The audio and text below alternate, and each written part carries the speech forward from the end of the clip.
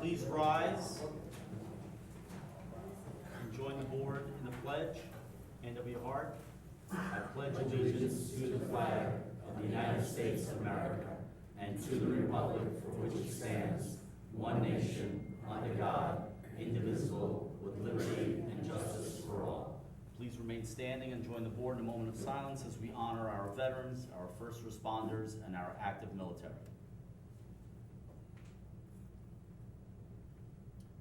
Thank you.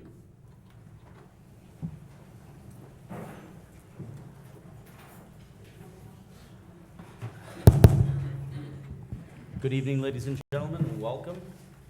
This evening, we have a very busy evening. We actually have 4 hearings. We're going to try to get what we anticipate to be the shorter hearings out of the way so that we don't make you wait. So at this point, I would ask our clerk, Brian Rivera, to please call the first item.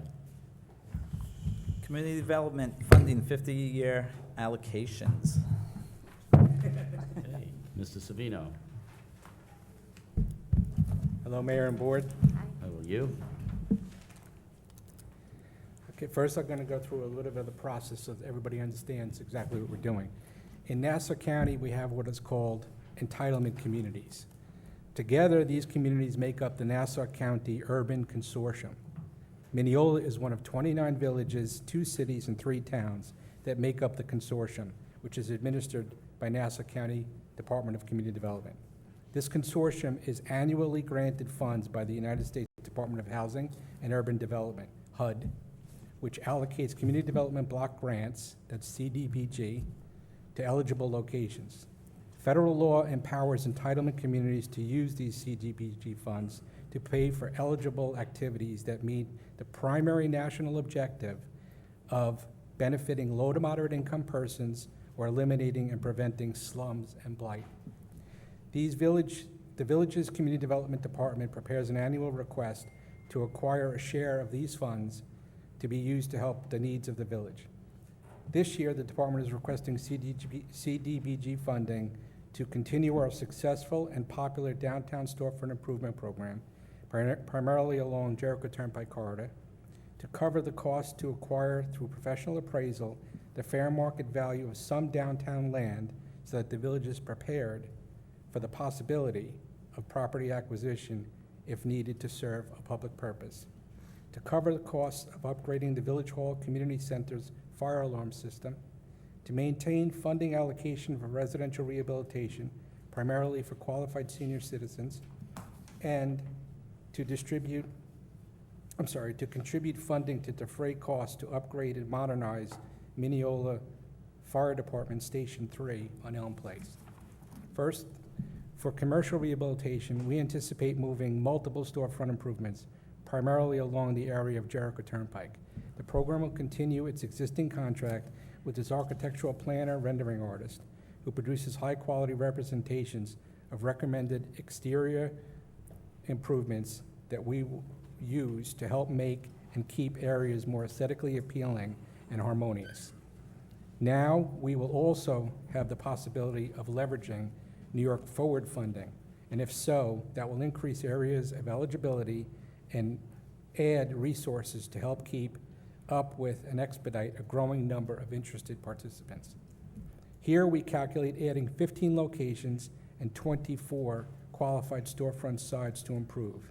In the program, we prioritize and resolve all matters by evaluating proposed improvements and their timing by the benefits that these improvements may provide to the community. Here we request $185,000. Of note, I will soon be presenting to the board the next RFP to seek to renew or acquire new contracts for signs, lights, and awnings trade professionals. The second category is acquisition, appraisals for acquisition. In consideration of the large New York Forward grant that we acquired, along with block grants and other possible funding resources, we believe it prudent for the village to be armed with the needed backup to appropriately negotiate and/or defend any property acquisition should that endeavor be resolved. This is not suggesting that the village is looking for or will acquire property, but this is to be ready to best utilize the influx of funds in a timely manner and in the interest of the village public. This category requests $25,000 in funding to acquire professional appraisals that will prepare the village to expedite acquisition if that is desired. Since there are a few key private properties in the central TOD downtown which have remained vacant detriments to the business district from attaining its potential, the possibility exists that the village community may resolve the need to acquire some or parts thereof to remove perpetual blight and convert use for public purpose. Third, we're asking for money for a fire protection system, the fire alarm system at Village Hall and the community center. As noted in the application, block grant funds cannot generally be used for costs for buildings or portions thereof used for the general conduct of government. However, we found a federal exception and believe that we supplied support that a fire alarm system needed for the safety, protection, and welfare of occupants and for protection of the facility used for general public assembly qualifies as an allowable exception to the federal regulation. Here, the village estimates a cost of $120,000. Next, residential rehab, village-wide. We regularly apply for the acquisition of funding assistance given to qualifying senior citizen residents, those with disabilities, or residents who meet HUD-qualified low-moderate income levels. That funding line at times has been used to transfer funds into another category to meet expenses for pending improvement. There were recently 2 residents who are now going through a qualification review process to use these funds. So we're seeking to keep that category funded for any possible future applicants. Here we seek $30,000. Of interest, be aware that according to the latest U.S. Census data we found, Mineola has little more than 21,200 residents, 18% of which are 65 years of age or older, and that estimates to a senior population of around 3,820 persons. Finally, PF&I for the Mineola Fire Department Station 3. For our last request, we seek funding assistance to reduce the cost toward rehabilitation and modernization of the Mineola Fire Department Station 3 on Elm Place. Again, the application establishes that although qualified block grants cannot be used at public facilities that are used for the general conduct of government, we supported by using a comptroller opinion in 1987 that since Station 3 is not headquarters, not fire department headquarters, nor an office to conduct general administrative government affairs, rehabilitation costs here should be eligible. Moreover, we back up that if the purchase of some fire protection equipment is needed at the facility, that too should be an eligible expenditure. Here, based on the information we were able to gather, we're applying for $75,000. So in total, the block grant request this year is $435,000. Thank you, Mr. Savino. Okay? Just as an explanation, we do this every year. We've been doing this for close to 40 years, I guess. What number year is this? Since the early 70s. Yeah, okay. So, and just to explain it in layman's terms, this is money that comes through the federal government as a pass-through to the county, to us. So when we're talking about these improvements, these are not improvements that come out of our budget, that come out of our tax base. And as you heard, they can be used from anything for roofing, windows, boilers for senior citizens who can't afford and can demonstrate that they can't afford those improvements to their homes. They have to go through a qualification process. 2, you may have noticed the thing that you noticed the most is the signs that we've done in downtown where Mr. Savino hires companies. We have a certain palette for lighting, for signage, and for colors. And if a business or a landlord decides to participate and falls within the area that can participate, then the community development block grants pays a portion of that. And so that's essentially what we're talking about here. It's money that comes to us from the county. We ask for as much as possible. We don't always get, so we're asking for 435. There's no guarantee that we'll get 435, but we make the argument that these are the things that we need it for, from residential to our commercial areas, and as well as here to Village Hall. As many of you know, Village Hall was a school once. This is actually was the cafeteria of the school. And the fire alarm system back then, we're on 2 different systems. The fire marshal inspected. It didn't really meet code, and so we really want to update the fire alarm system in this building. And we thought that if we could do that through the community development block grants, better than doing it through our normal budget process. So at this point, I would ask if anybody from the audience would like to comment or has any questions. You can certainly ask questions, and then Mr. Savino will return and answer those questions. Anyone in the first row? Anyone in the second row? Anyone in the third row? Come on up. When you approach the podium, please state your name, your address, and remember that at this point, you're only speaking to the Community Development Block Grant presentation. Dolores Hart, 120 Horton Highway, Mineola. One question regarding the acquisition of properties. Is there any plan to develop public parking lots? I see that as a large problem in the village. People coming downtown, they're coming to Jericho Turnpike. There's no parking. So I'm just wondering if there's money being put aside for development. So the money that is being set aside is not necessarily to acquire properties. It is to appraise properties that we could, because if you heard the number, I think it was 25,000. We're not going to acquire anything for 25,000. It's to appraise the possibility if we need to. As far as parking, we have a parking garage on Harrison Avenue that has 550-something spots that is currently about 40% occupied. So in our downtown, we actually do have parking that Okay. is not. That's in lower being- downtown. If you're Right. talking about Jericho Turnpike, there's Okay. not a lot of parking. Okay, gotcha. Okay, so I'm just hoping that at some Yeah, point, the village will take that into as- consideration. Absolutely. But as I said, this community development block grants, there are only certain areas within the village that, according to the census, have to fall below a certain threshold. So there are there could literally be a storefront, let's say on Jericho Turnpike between Marcellus and Wellington, that can qualify for this improvement, and then a storefront a half mile to the west may not qualify. Okay. Because this is, the federal government says, well, the median income of that area is above the threshold. So we're limited to what areas we can actually use these, not in the residential. In the residential, it's up to the individual homeowner to demonstrate that they meet the threshold for being moderate, low income and they have to be a senior citizen in Okay. order to meet that. Thank you. But thank you. Anyone in the fourth row? Anyone in the fifth row? Anyone in the sixth row? Seventh row? Okay, Mr. Savino, was that, I mean, I don't know if you want to add anything to that? or Nope, is- if you have any questions, or Nope, when will we find out how much we get? probably near September.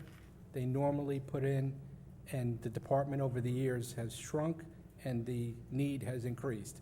So it's more work for them to do. That's why their application process has gotten so much earlier. It used to be near the end of April, then it became April 1st, and now it's in mid-March, because there's so much that they have to do. So it's probably around July that they put in, and we'll find out probably around August or September. And this is something we've said in the past, the community development block grant folks like communities like ours who apply and then use and spend the money.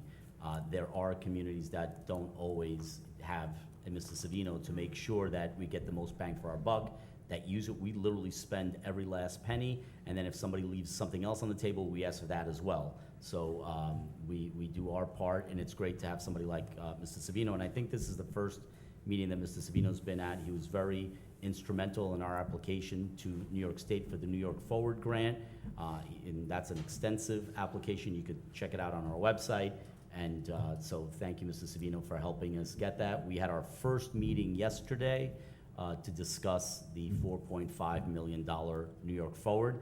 I know everyone's got ideas about how to spend it. We do too, but the state is going to really dictate and guide us through that process. We can't use it to, pave streets. We can't use it to buy a parking lot. It's very, restrictive in terms of the ways that we can use it. But over the next few months, we'll get a clearer picture of that. Okay?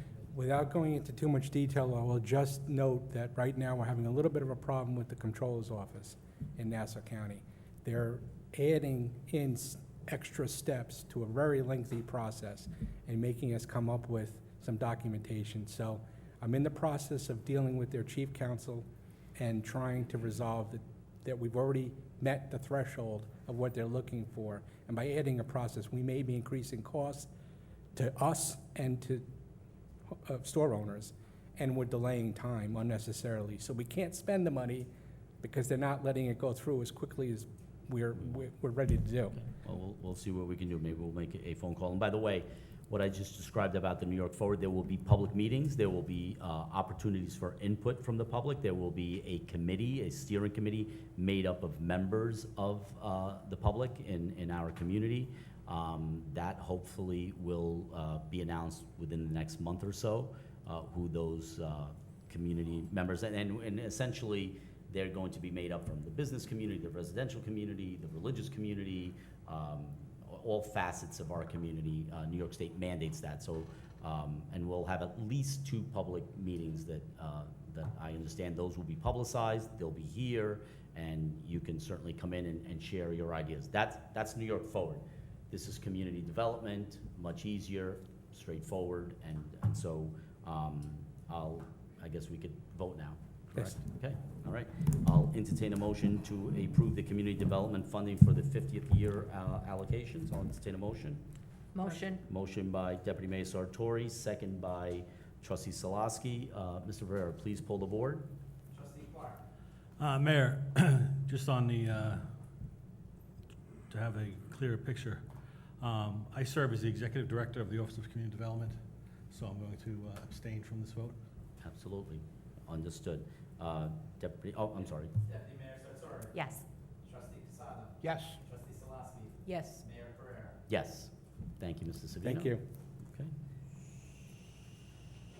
Mr. Rivera?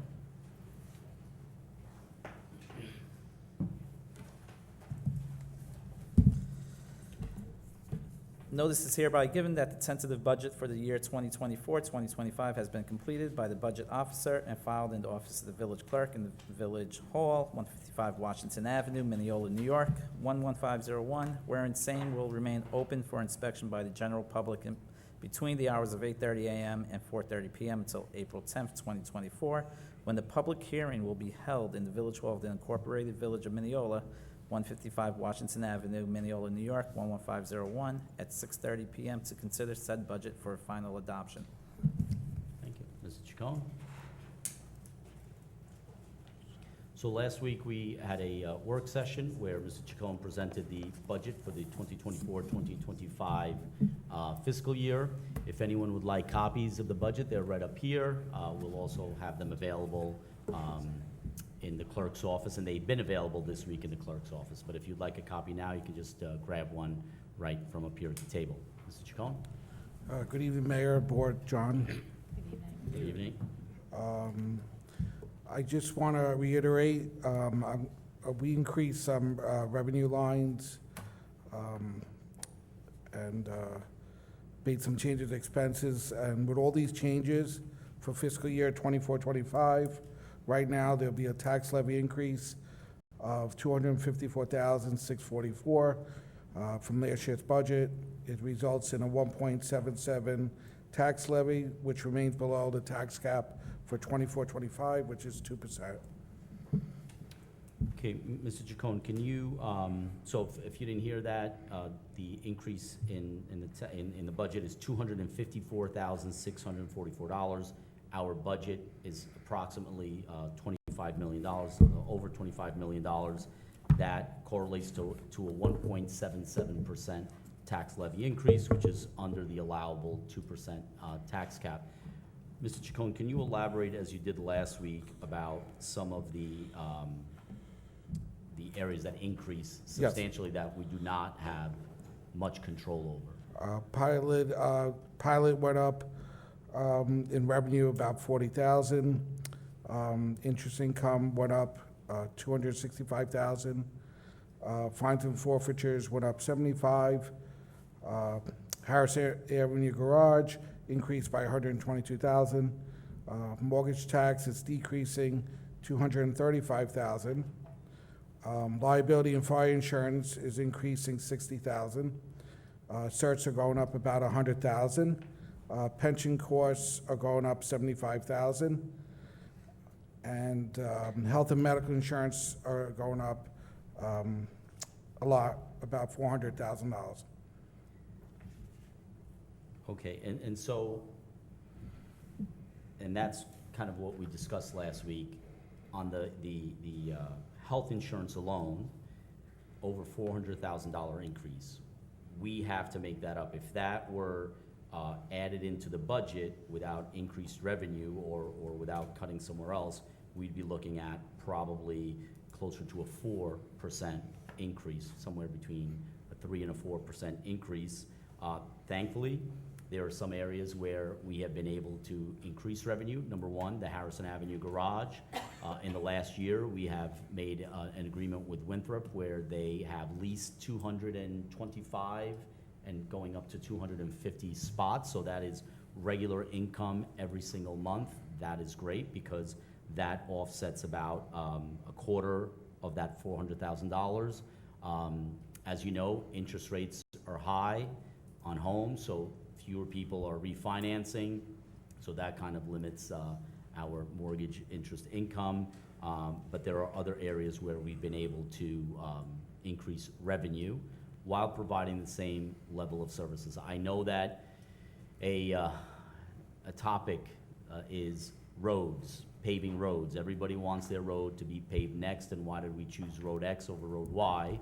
And it's an education process. It was for me. We have 36 miles of road, which means we have about 72 miles of gutters and curbs, and not to mention aprons.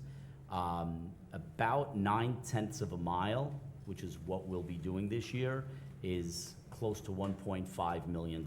So if you do the math, if we're going to do 36 miles of road, that's going to be in the $50 million range. So we try to do it within our budget, not bonding for it. Normally, we try to get contracts of 2 to 3 years so that this year we're still paying last year's prices and trying to mitigate those issues. So we have not cut, we've only increased that line. We've also created a line last year in the $130,000 to $150,000 range. Now remember, $130,000, $150,000 range, that is about 1% of our budget, or it's a little less than 1% of our budget, strictly for sidewalk repairs, because I know that that's another concern that residents had, is sidewalks that were being uprooted by village trees, and you're responsible for it. So you may have noticed this year that we did a significant amount of sidewalk repair, and we're going to continue that, and that was my promise, that we'll continue to do it and go around the village. Can we do the entire village in one shot? No, we can't, but as I was told, there's an old Confucian proverb, the best time to plant a tree, 10 years ago. The second best time, today. So can't help it that we haven't been doing this. And by the way, very few communities do this. Communities stay away from this. I think that Mr. Gibbons at some point probably counseled me to not do this because of liability. As you all know as homeowners, and I know as homeowners, the sidewalk is your responsibility. But I felt that if it's our tree that caused the damage, and it can be proven, that we should have the responsibility of fixing that. What we have found is that homeowners, while our contractors are out there fixing those sidewalks, they have then reached out to the contractor and say, hey, you're doing these 2 flags, I'll pay for you to do these other 8 flags on my dime. It's great, it's good for everyone. So those are the types of things that we are including in the budget, that we are continuing in the budget, and that we are increasing in the budget, and yet still keeping it at below the tax cap, and along with all the other services, sanitation and parks and concerts and all of that. And the pool is gonna be my next thing, so, but that's a conversation for another day. Deputy Mayor?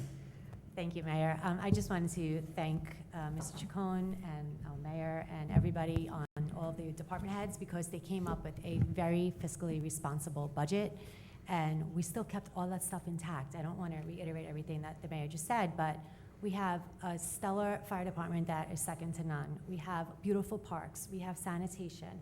We have state-of-the-art fields and parks.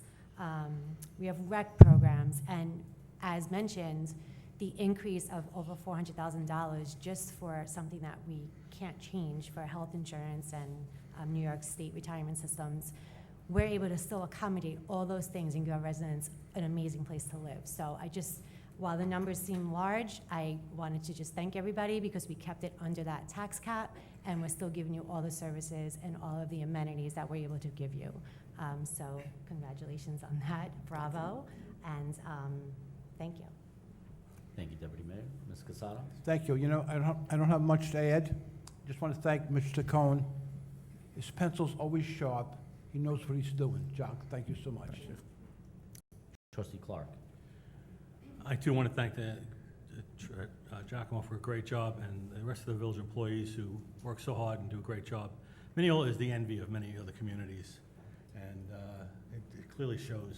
So the village is in sound financial status, and we need to keep that way. And with a small bump, I think we're going to be okay. So, thank you. Okay, thank you. Trustee Solosky? I just want to say that this is a difficult process, and you make it look easy. I don't know how you do this, but I thank you for all the work you put into this. It's a very, very responsible budget. Thank you. Thank you. And I just might add that if you have been paying attention to what's going on in the state, this is budget season for them as well.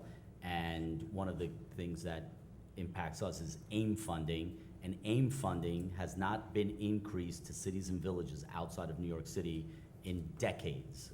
So I know that school districts, they have a large lobby, and there's always a lot of talk about funding for schools, and deservedly so. But villages have consistently, and cities, have consistently been forgotten. And so think about where inflation is, and the fact that we're getting the same amount of AIM funding that we were getting, decades ago. But that's a conversation for us to have with the governor. And again, we also get zero sales tax, right? We're the only county where the county could voluntarily share sales tax with us. They obviously choose not to. So every time you shop in Mineola and you pay sales tax, really everywhere else in the state, that part of that, a percentage of that, returns to the local governing body, except in Nassau County. So we do not get sales tax at all. The county gets the entirety of the sales tax. Sometimes they throw us a bone, like with $50,000 or something like that, but not anywhere near the sales tax that we generate, that our business community generates, that you pay. But again, those things are beyond our control. So it is tough to juggle these things because there's movement on the expense side that we cannot control, and then we have to try to control the revenue side while not raising taxes, not raising fees. As many of you know, I think it's $15 to buy a leisure pass for the pool. The concerts in the park are free. All of these other things you don't really pay for. So it's a balancing act. So thank you, Mr. Chacon. Can I say one more thing? Yep. To your point, since we really can't control a lot of the costs, it just makes us want to thank Tom and what he does even more, because we get grants. This is why we just approved what we just approved, because we're trying to get as much money for our village as we can. So thank you, because you helped us get that $4.5 million, so hopefully we'll get tonight's money too, because it helps us spread everything and go further with our money. Thank you. Okay, Ms. Chacon, you want to grab a seat? We'll open it up to public comment. Anyone in the first row? Anyone in the second row? Sure. Good evening, everyone. Congratulations to the newly installed members of the board. I was unable to attend. Thank you. Thank you. You're welcome. I have just one question with regard to the sidewalks. Hip, hip, hooray. But is it necessary for a resident to apply for certain flags to be done, or will the village be going through the town Yeah. to see which ones are needed most? We have our Deputy Superintendent of Public Works. He goes around and takes like an inventory of what is needed. And then we identify those flags to the company that wins the contract. And then they go and fix those flags. And then if the resident wants to fix additional flags or do additional work, then they obviously have to. And the great thing about that is that, you know, sidewalks have to be a certain thickness and they have to meet certain specifications. And when we do it versus when we have weekend warriors do it, we make sure that they are the proper thickness, the proper density, and that they're gonna withstand the wear and tear. And so now we know that with this company that's vetted by us, that they are doing the work properly. And by the way, not just on residential sidewalks, we've also fixed sidewalks around our parking lots that are being raised. We I had see. one right here on Washington Avenue that looked like, you know, Oh. like this. I mean, it was, but if you go out there right now, it's completely flat. Same thing behind Noches de Colombia. And so we're kind of going counterclockwise around the village. We got to about Mineola Boulevard this year, and hopefully now we'll do the northwest quadrant, and then go down to the southwest quadrant, and then to the southeast quadrant, and try to do as much as possible. And what was the allotted amount for the 1 year at a time that we would do I that? believe off the top of my head, it was about $150,000 Okay. And how many miles would that cover? of sidewalk. Mm-hmm. You know, a flag is probably about $300 or $400, so I couldn't do the math. Okay, well, we'll but do the yeah, math. a lot. Believe it or not, it actually covered a lot. Okay, thank you. You're welcome. We'll go back to the first. Just comment on what he presented. So tonight is not a public meeting, tonight a hearing, so you're gonna be able to comment only on the hearings before us, okay? So public meeting, so when we have 2 more things to go through, then you can comment on those. If you wanna comment on general things, you'd have to come to a public meeting. This is a public hearing. But I could certainly, you know, okay. But I have a comment. I'll comment, sure, come on up. About paving. Yep, Can I hand out, can I give you guys pictures here? sure. Brian. Hey, Mayor, long time no see. How are you? Yeah, DeGrazia, resident of Rexport. I'm here to discuss the area between, the road conditions between, and to comment on the previous speaker. I feel, this is the area between Rex Court and J Court. I feel like we're the last outpost of Mineola, probably the 36th mile that you counted. So I'm gonna let you speak. This is obviously not related to the budget. But it is related to paving. Yeah, but he presented the budget where we mentioned pay, but I'll let you go Yeah, ahead. yeah, because I mean- because I've emailed probably about a dozen of your neighbors. Well, somebody just spoke on sidewalks, so I figured Yeah. we could speak on paving. I mean, he mentioned that, you mentioned that, I called the village, I said, can I speak freely at this meeting? They said yes, so I don't Okay. want to waste the trip. Go ahead. I did the show and tell, I figured we'll do it here. So as you could just see quickly, the conditions are probably the worst in the town that I've seen. If you look to the last page, actually, we had a car flip on its side from hitting a pothole in one of our intersections. That was on I forget the street, on Pembroke. Yeah, apparently he hit a pothole so bad that the airbag deployed, and the person lost control of the vehicle and flipped right on Pembroke, right around the block from my house.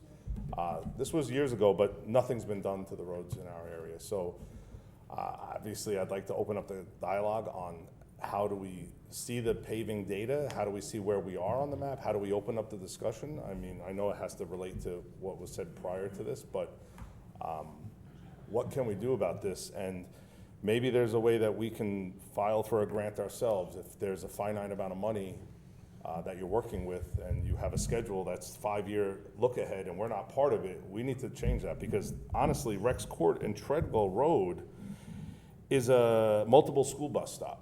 I'm talking Northside stops there, Wheatley stops there, they all stop there. And these kids have to go through this. This is what our intersection looks like. I don't know. You guys have this in your neighborhood, but this is treacherous. And this is on a dry day. You see standing water there. This was during the eclipse. It wasn't raining that day. I just happened to be outside during the eclipse and took a few pictures. So, Mayor, what do you recommend? So, as I said, I know that there was flyers distributed among the neighborhood. I met with some residents from that area here physically. I'll always meet with anyone, call up, make a schedule, make an appointment, I'll meet with you. I probably got at least a half a dozen emails that seemed to be very similar in nature. I responded to every single one of them.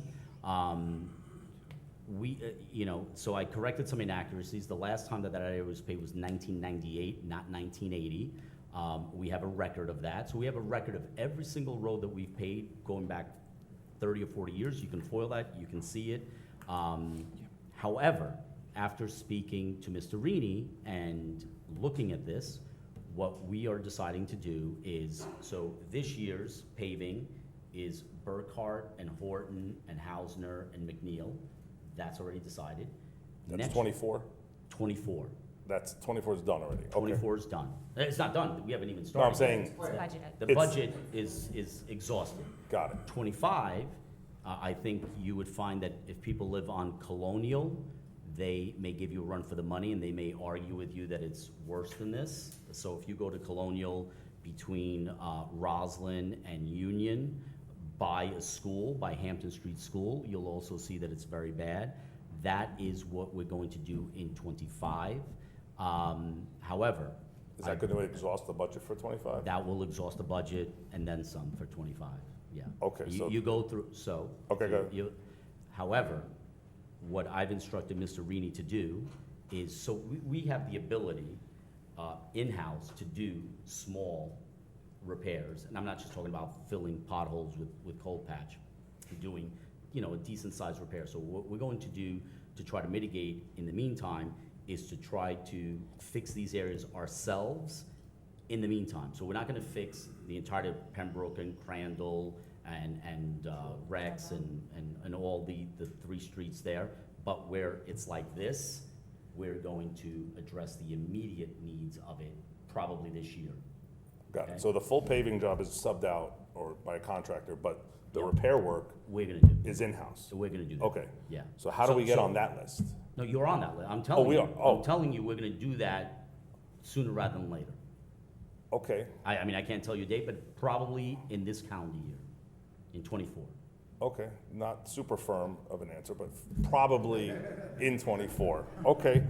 So it's very dangerous. I'm sorry. No, I You know, know. it's I know. pretty bad. And we'll settle for the patch. We Yeah. will. It's better Yeah, no, than we- what's happening now. And honestly, Eric, on your block, I think the manholes are sinking to the point where it's dangerous as well. Yeah. I don't know what's causing that. We'll- Either the we'll- street we'll either the address- street's rising or the manhole's sinking, and it's happening a few spots on the block. I can, Mr. Rini's not here, or else I could give you a much more definite, but I can tell you that I've had this conversation with him, and we are absolutely committed to doing, at the very least, a repair that is going to eliminate this. It's not going to be a brand-new, shiny paving job right now, but it's something that is going to prevent Standing water, standing yeah, water yeah. and things like that. So Okay. we are definitely, we hear you, we Okay. heard you, we're gonna mitigate it,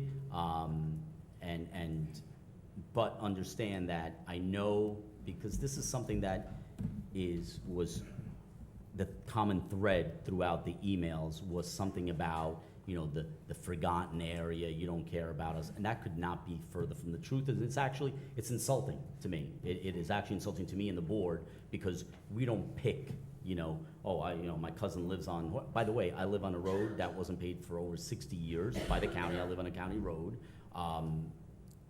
And so I understand that. I drive around here, and there are places where I'm like, oh, gee, it's tough. The word I But- used on the way here with my neighbors, it wasn't insulting, it was embarrassing. We have people come to our neighborhood and we host people at our homes and they have to drive through this and make U-turns. It's embarrassing. I can understand Yeah. that, but it's not. And I didn't it's say not at the it's last not- outpost to be insulting. I didn't. It was- Right, it I'm was- not, right, yeah. but we're not discarding you or forgetting you. And people also send an email, oh, you paved, Arlington and Roselle, and you ended up, we have to end somewhere, and we have to start somewhere, and somebody's gonna be happy, and somebody's not gonna be happy. You know, in other words, so even when we pave Colonial, there's gonna be an end to that job. May I ask, what's the metric to that decision? So the metric is that we look at where we can maximize our resources. So when we pay someone, let's say Roadwork Ahead or Stasi or whoever gets the contract, and they have to move machinery. So rather than doing, you know, a fifth of the mile on the east end of the village and then going to the west end of the village where these people have to move equipment, they have to move manpower and all that, and therefore increasing costs, right, and disruptions, we try to maximize. So, for example, this year, Horton and Burkhardt, if you, Horton and Burkhardt, like what Tulum is and what Jiffy Lube is, that takes us to the border with Wilston Park, right? So it's straight line, straight shot, kind of get a lot of bang for our buck. You know, people when they're laying down asphalt or when they're laying down concrete on curbs and gutters, straight lines tend to be easier, quicker, more efficient, cheaper. So we try to do that. We do have a map that's probably outdated where we rate the roads, right? We rate the roads from A to F, and we try to obviously address the Fs before we address the As. Probably have to update that map. When I first got on this board, we were spending less than $500,000 on paving every year. Since then, we've almost tripled it to 1.5. And I want to, even if we increase it by 100,000 or 2, unfortunately. But the cost of the service has gone up too. Exactly. Yeah, That's- so it's like you those, can't- those, yeah, I- that's, It's a I get that. losing battle. Yeah. We could, like some other communities do, bond for it, right, and do a lot more roads. But then, you know, your kids are gonna have to pay for that, sit down the line. So is it a it's- futile effort to go to the county or some other subset It area? is to- because they're not gonna pave our roads for They're not us, gonna- no. no. Okay, so- And that's another issue is that we do have a lot of county roads, so Main Street's a county road, Manila Boulevard's a county road, Westbury Avenue's a county road, Sheridan's a county road. I mean, I could go on and on. Roslyn's a county road, Willis Avenue's a county road. So is that not part of your, No, it's you're not part of us. responsible for No, that? we're not responsible for that, Okay. and. But is that in the 36-mile count? No, Okay. no, that is not. 36 miles just It's a net, ours. that's the net. It's not the Yeah. gross, it's the Right, net. that's, Okay. that's roads that we're responsible for. So Okay. Willis Avenue is not part of that. And of course, the county, has more resources, they have a bigger tax base, and so you will see that the county will do the entirety of Sheridan Boulevard, the entirety of Westbury Avenue. We also have done in the past, recently, is when the utilities come in, we try to time things, right? So now we're doing Horton and Burkhardt, we call up, and then those of you who live there, you've seen that they've been digging up and trenching to put in new gas lines. So we'd hate to pave the road and they come in 2 months later and cut up the road. So we really try to time it so they do it at the exact. Strategic. I get it. Right, they do it Yeah. before. Now, if they do it afterwards, you'd see these like little holes and Yeah. stuff. What we say is if you do a certain percentage of the road, you either have to do the entire half of the road or you have to do the entire road, and we hold them to it. That's the best I can give you, but expect some movement, just like you saw that we removed that little island at the entrance. that's a whole nother with the story, light yeah. post. Well, I gotta. It took, yeah, it took Yeah. 5 people hitting it, but, yeah. Yeah. I can't tell you what happened the last 20 years. I can only tell you what I've done in the last 2 years, which is be responsive to No, it was a residents. good decision, and thank you for doing that. And we did that. Yeah. So hang in there, be patient just a little bit more. You're gonna see Is a it, change. should I email just to, I've make sure we're on the everyone radar? that emailed me, I emailed what I just told you, which is that we are in the process of having a plan in place to mitigate in the immediate. These need. So you're not- These F locations? Exactly. Yes, yes. Okay, I appreciate it. I Thank don't you know so if- much. I don't know if my neighbors wanted to say anything. Okay. Anybody else in the third row about the budget? If we're gonna talk about this is, send me an email, or make an appointment. Fourth row, fifth row, sixth row, seventh row. Okay, Mr. Chacon, come on up.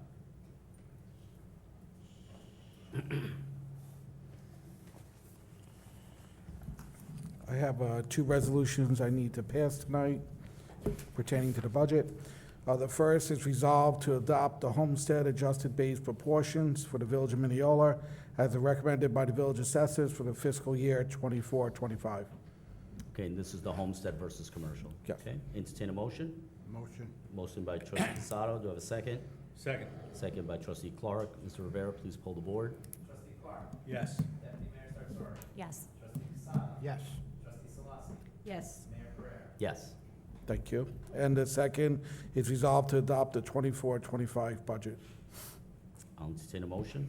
Motion. Motion by trustee Casado, do I have a second? Second. Second by deputy mayor Sartori. Mr. Rivera, please poll the board. Trustee Clark. Yes. Deputy Mayor Sartori. Yes. Trustee Casado. Yes. Trustee Salasi. Yes. Mayor Pereira.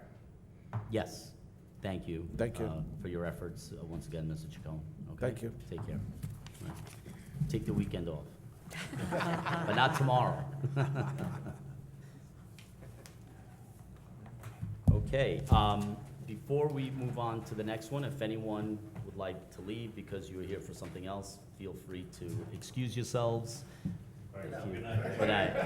Thank you. I saw you moving, so figured I'd give you the out.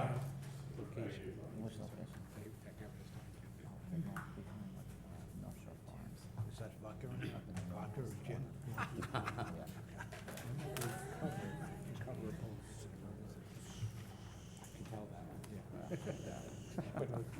While we're waiting, and I would like to just recognize that today is trustee Casado's birthday. Happy birthday, trustee Casado. I am 39 years old, but I feel like 76. You could run for president.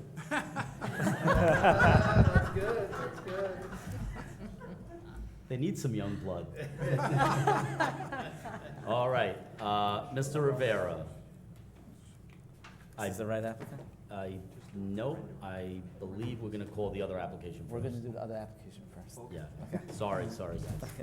Application of Musso Properties LLC for a special permit pursuant to Chapter 550 of the Code of the Incorporated Village of Mineola entitled Zoning, Section 550-15.1, entitled Downtown Overlay District, to construct a four-story, 36-unit residential building located on the southwest corner of Harrison Avenue and Third Avenue, Mineola, New York, known and designated on the Nassau County Land and Tax Map as Section 9, Block 413, Lot 1. Okay, ladies and gentlemen, so this is a hearing, a use hearing under the Special Overlay District, and this is the way that our hearings are going to work. The applicant and their representatives are going to make a presentation. At the conclusion of that presentation, the board will ask any questions and interact with the applicant or their representatives. And then we will ask once again for public comment. You can come up, ask questions, and please direct your questions to the board. The applicant will be taking note of those questions, and then at the conclusion of the public comment, they will come up and hopefully be able to address and to answer those questions. We will then reopen it up to public comment if the need arises for further questions. When you approach the podium, please give your name, your address, and if you have any relationship to the applicant, please state so, okay? Mayor, if I could? Oh, hold on a second. Hold on a second. Mr. Gibbons. I just wanted to mention that the Nassau County Planning Commission has reviewed this application. It's recommended a local determination, and I'd ask for a motion under CEQA declaring this an unlisted action. I'll entertain a motion. Motion. Motion by trustee Clark. Do I have a second? Second. Second by trustee Salaski. All in favor? Aye. Any opposed? Motion carries. Mr. O'Keefe, have the affidavit of mailings been received, sent out? You've received it? Okay, thank you. All right, you're on. Good evening, Mayor, members of the board, and the Mineola public. Thank you for the opportunity to present this application on behalf of Victor Musso, who is Just a... pull the microphone I'm sorry. this way. Yep, like, Okay. you don't have to bend down, just pull it, yep. It's okay? Yep. Okay, thank you for the opportunity to present this case. This is a case, I'm here tonight with Victor Musso. Victor is sitting here with his two sons. Mussos own a bunch of buildings in the village, a number of them, well-run buildings. You wouldn't hear about them in your courts because they don't have issues. And they are looking to build another building in the same area where they have two buildings. I'm also here tonight with Neil Rogers, who is the architect, the design architect for this, and Kian Cody, who is from R&M Engineering, who did the traffic report and the parking study that you have in your paperwork here. You have copies of all the drawings up here, and I invite the public, if anybody wants to see any of the components of this, they can stop up and pull it over and take a look at it. And I thank you, Mr. Gibbons, for indicating that this is a local determination, so it is well within the purview of this board to consider this case. This is an application being brought, as you've had many others in the village, under the Incentive Overlay District. You created a number of years ago a district that overlays the other districts, so you could consider a little bit higher density properties and developments, mainly of the residential nature, in return for the applicant providing certain amenities to the village. Many of these amenities come in the form of financial contributions to the village that allow you to do certain things, and you know well what they are in the past and how they've been negotiated. So in your packet is an incentive proposal, an incentive letter that Mr. Musso has asked me to present to the board. Later on, if the board likes, I'll go over what the proposed incentives to the village are as part of that application. But first, I think it's important to the public and everyone here to know exactly where our property is. So we are on Harrison. We are on the southwest corner of Harrison and 3rd Avenue. We are not adjacent to the residential area, Cleveland area. We don't border any single-family residential area. We are on the other side of Harrison, the south side of Harrison, and we just think it's important that everybody knows where we are with this application. The property is currently a vacant lot, so everyone probably knows it here. It's a vacant lot, and on this block there are 2 other multi-residential buildings that exist. There's Horton House, and there is a building on 3rd, which Mr. Musso actually owns, which we're the vacant lot between those 2, cornering on 3rd Avenue and Harrison. This is an application. You know, we listened, and I thought it was very interesting to talk about the budget before this, and revenues, and villages attempting to get revenues. And one of the things that you decided years ago in creating this incentive district was to recognize the fact that we have to always keep our assessed valuations up in the village. Villages don't survive, municipalities don't survive by just increasing taxes. There's no way to. So the mayor spent a long time talking to people about other ways of increasing revenues to the village for the very reason that we can't just keep residential, single-family residential taxes cannot keep up with the tremendous expenses that are associated with the village. This incentive district that you created as an overlay is something that was designed to help the village during these periods. So for example, in this particular case, we are a vacant lot. We sit there in the middle of a corner. We pay vacant lands taxes. We have for years. If you approve this plan, we will have a building that will pay full village taxes at all time. And you talk about what that will add to the revenues for the village every year, automatically. It's staggering how much you can increase your assessed valuation with approvals of smart development. Not every development is a smart one, you're charged with sifting through the good ones and the bad ones to attempt to get the correct ones for the village. So this application, we believe, should be considered in the context of many things, as all applications are, but one of them is that we will be putting a building, if it's approved, on the tax rolls that will pay full village taxes at all times. While there is a component of this that we hear about a lot with IDA and an assistance for IDA, that relates to school, in this village, it relates to school taxes and general taxes, and it is something that allows a developer to phase in taxes over time. We talked at one of the previous meetings about the fact that because you approved some buildings in the past, those payments now for the school and the general, the village are always paid. That's an absolute, but those taxes are being paid because each year there's more and more of them coming in, and they become like an annuity to the village to create, and to the municipalities, to always keep the assessed valuation of the village up, because that's where the benefit to the residents are.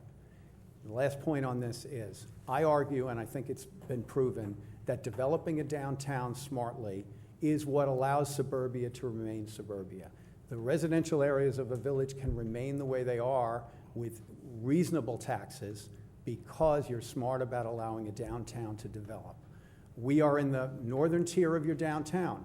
The master plan for this village properly said, down in the southern tier near the railroad, buildings could be a little taller and they would work their way and phase their way down as you move north to the top of the zone.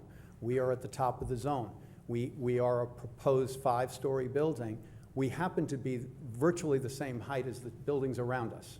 So we're not asking you to approve something that's going to stand out as much higher than anything around it. We're asking you to consider approving a building that will virtually be that same height. So if I can describe the proposal that we have, and the best way to look at this, I think initially is to take a look at the rendering here. So this is a 5-story, this is the way the building will look. It's a 5-story building. You can hold it? Yeah, sure. Thank you. It's a 5-story building, the first floor of which will be a lobby, and it will be a row of parking, but it'll be closed in so it won't appear like parking. And then there'll be 4 residential stories above for a total of 36 units, 9 units per floor. Also, these will be 1-bedroom units, so they're all 1 bedrooms, so the impacts associated with 1-bedrooms are less than the impacts might be associated with other types of units, and you've viewed them before. So it's to get 36 units. The parking will be some parking on grade, and then there'll be a level of parking below grade. We're seeking to provide 33 parking spaces associated with this. You'll hear from Mr. Cody in a few minutes about the conclusions he's reached by studying traffic and parking. As I said, there's a detailed traffic and parking report. And I think just to get to his conclusion, the conclusion is based on the fact that these are one-bedroom apartments on a TOD, a downtown development. It's proximity to the downtown and the train station. We really need approximately 28 parking spaces. We're providing 33.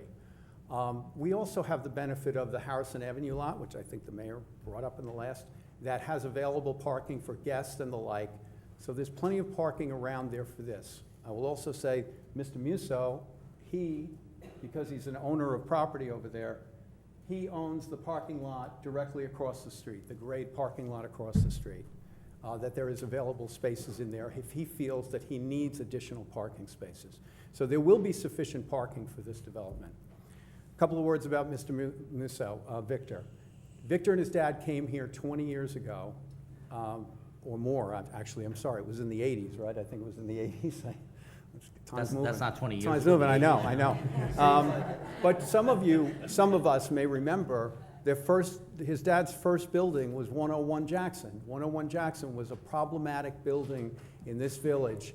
His dad bought the building, worked with the village to retrofit it, get it functioning properly, and then they made it a condominium. Victor still owns a number of units in that condominium, but that's a success project. And it points out that he is a developer that will be here. He has no intention of leaving, so if he gets to develop this building, it will be like his other buildings. He will develop those buildings and he will stay to run them and invest in the village. And that's the way he moves through the village. He owns, just so the record has it, he owns 135 3rd Avenue, which happens to be the building that is directly south of this. So if you look at the layout of this building, the building directly to the south of it is one of his buildings. He owns the Carolina, which is up at the corner across the street. The Carolina is 250 Harrison. That has 32 units. 135 has 42 units. And he also owns 225 First Street, which is down south, which has 80 units. These are all well-run buildings, all well-run for tenants. He takes pride in that, and his sons are here because this is the business. So in the EAF, it talked about, I think I mentioned he was here, but I will say it. Mr. Verhoes, who is Christopher from Nelson & Pope, his firm did the EAF that's in front of you. The design on drainage and things like that is in the infancy stages, But I will represent for him, and if you have questions for him, that we expect to satisfy all the village draining requirements. This doesn't have Nassau County component because it's on village roads, but we will satisfy all of the drainage requirements for the village. And one point I'd like to make, I know that in other hearings here, and it is a valid, certainly point, water is a big issue in this village. I know Trustee Casado, I've had discussions with you about it as being very important. So the data that people use, and including in the EAF, the environmental assessment form that you have, is the Nassau County data that everybody uses to project what kind of water usage they're going to have. I think that we've, because you have a history of buildings going online and you have data that you can actually look at rather than estimating things, we know that this building will generate much less water than is even projected by that. Doesn't mean the village doesn't have to deal with water as an issue. It just means that it has the benefit of dealing with water in a much more predictable way than just relying on outdated Nassau County data. So this is a building, if it's put online, it will contain many of the environmental important items so that we minimize any impacts associated with that.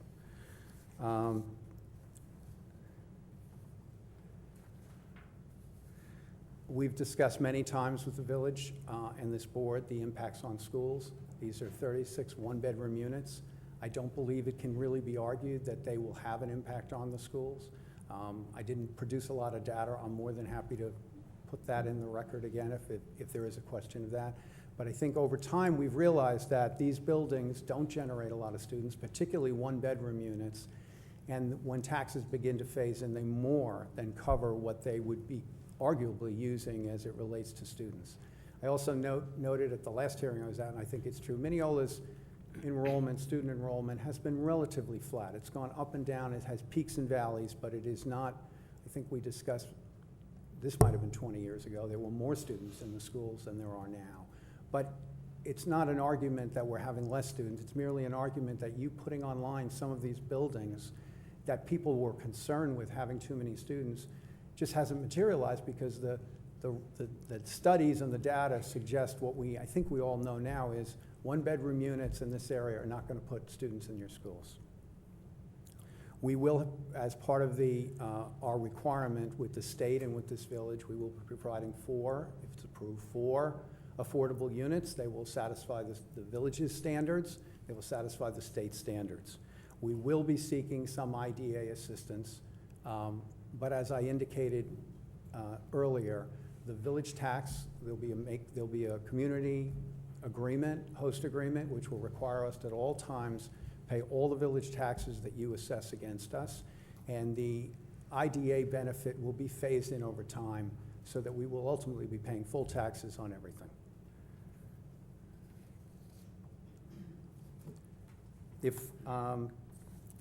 I would just like to introduce, if you could have questions for me now, or you can wait and I'll introduce Kean Cody from R&M to just discuss a little bit of his conclusions on the traffic and parking. Okay. Yeah.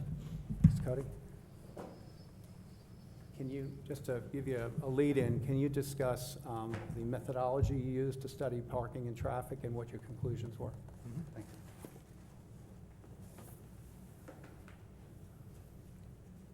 Good evening, Mayor and trustees. Just for the record, Kean Cody from R&M Engineering, our office at 50 Elm Street in Huntington, New York.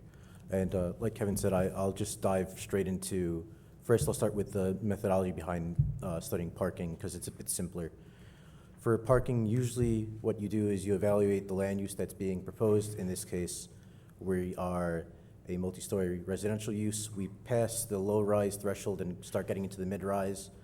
So we look at data from the Institute of Transportation Engineers, or the ITE, which is an organization that collects studies performed throughout the country and organizes traffic and parking data and creates rates and organizes everything into different land use codes.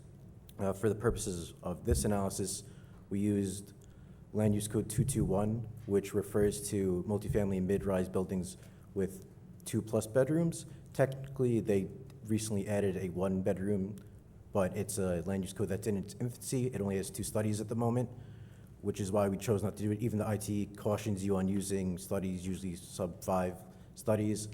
The land use actually didn't exist back in 2002. They recently released the 6th edition at the end of 2002 going to 2003, and that's when that got added in. Before that, it was simply multifamily mid-rise. We did choose to use a different independent variable. Normally, we'd use dwelling units, but because it's solely one bedrooms, we swapped to using the bedroom independent variable, which results in, I believe, about 0.078 and 0.077 vehicles parked per bedroom on a Friday for the 0.078 and on a Saturday the 0.77, which roughly, it works out to the same number of vehicles parked during that time, and that's 28 vehicles parked. It should also be noted that the IT does it for different types of settings. In this case, the 28 vehicles parked is for a general urban/suburban area. We also did the calculation for the more dense multi-use urban area, and that's mainly because this is a TOD. It's within proximity to a couple of NICE bus routes, as well as the Mineola train station, and the buildings surrounding the area, the hospital, the train, everything's higher in the story count, and it's a little bit more dense and urban than a general suburban area would. That resulted in a much lower demand, which I believe was 17 vehicles parked on the weekday, and no data available on the Saturday. So for this use, we'd expect parking-wise to be between 17 and 28 vehicles parked, somewhere in that range when we're providing the 33 on site. So we don't necessarily believe any vehicles would be parked off-site.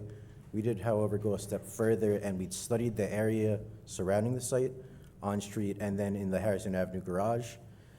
We did that on a weekday and a Saturday. We did it from 5 a.m. to 7 p.m. because residential uses peak with their demands overnight when people are home asleep. That's when you're going to have the most cars associated with the use parked. We found, essentially, we mainly did the survey just to get an idea of the Harrison Avenue garage because it does have overnight parking permits based off the signage. And we basically found on the weekday it was about 36% occupied, and on the Saturday much lower. As the mayor early stated, NYU Langone has leased parking spaces, but it's still only about 40% occupied, I believe. So there's plenty of parking in there. So any overflow visitors, anything like that might not necessarily fit on site, there's plenty of room on there. We didn't really consider the on-street because of the 2-hour restriction during the daytime, though it does go away overnight, so theoretically you could put vehicles overnight, but we didn't consider it on our observations. And essentially, that's the methodology for parking. We check to see what the industry standard data says. We check to see how much parking provided and then how much is in the area. And if there's more vacancy than the demand, then it fits. Traffic's a bit more complicated. In order to determine the traffic associated with the actual use, it's a very similar methodology. The IT, instead of the parking generation manual, we use the trip generation manual. The current edition is the 11th edition. The land use code for us is the same, it's 221. And in this case, there's not even a bedroom use. It's solely based off, I think, residence and dwelling units, where residence only has, once again, 2 studies done. So Slow down a little bit, yeah. So we did choose to, in this case, go with the dwelling unit independent variable. It essentially, for the general urban suburban setting, it results in 12 trips during the AM commuter peak period, which is an hour between 7 and 9, usually the most popular hour between that period. During the midday, an 8-trip increase. During the PM commuter, the 4 to 6 period, a 10-trip increase, and during the Saturday midday period, a 14-trip increase, and that's during the peak hour specifically, so a 60-minute period. For the dense multi-use urban setting, it's a little bit lower, with 9 during the AM, 5 during the midday, 9 during the PM, and 10 during the Saturday. So essentially what you're looking at is 10 to 14 trips during the peak period, which is about a vehicle every 6 minutes or a vehicle every 4 minutes. It's not really a noticeable increase. It's what we'd consider pretty de minimis, and it's not really going to have a significant impact on the roadway. We did go a step further where we performed a full traffic impact analysis with a full traffic impact study, which involves doing observations and turning movement counts. We chose 4 intersections to study. We chose Horton Highway at Harrison, 3rd at Harrison, Harrison at Mineola, and then 1st and 3rd. So the sort of the T around the site. And what we do is we take the turning movement count data, we analyze it for those peak hours, the AM commuter, the midday, the PM commuter, and the Saturday midday. And then we superimpose growth based off the township and rates provided by the New York State DOT, any other planned projects in the area, which of course we accounted for the project to the northeast of the site using information provided in their traffic engineering report. And then we add in the build volumes, and we distribute it all based off the roadway characteristics, the proximity to other major roadways. Essentially, we use engineering judgment and figure out where we think the vehicles would most likely go. We throw it all into software, which analyzes the impact on each of the intersections. And it does it using a series of formulas created by the Highway Capacity Manual. And essentially, you get a letter grade, much like you've graded the roads, where you have delays at each of the intersections, and it goes down all the way to each movement and lane group.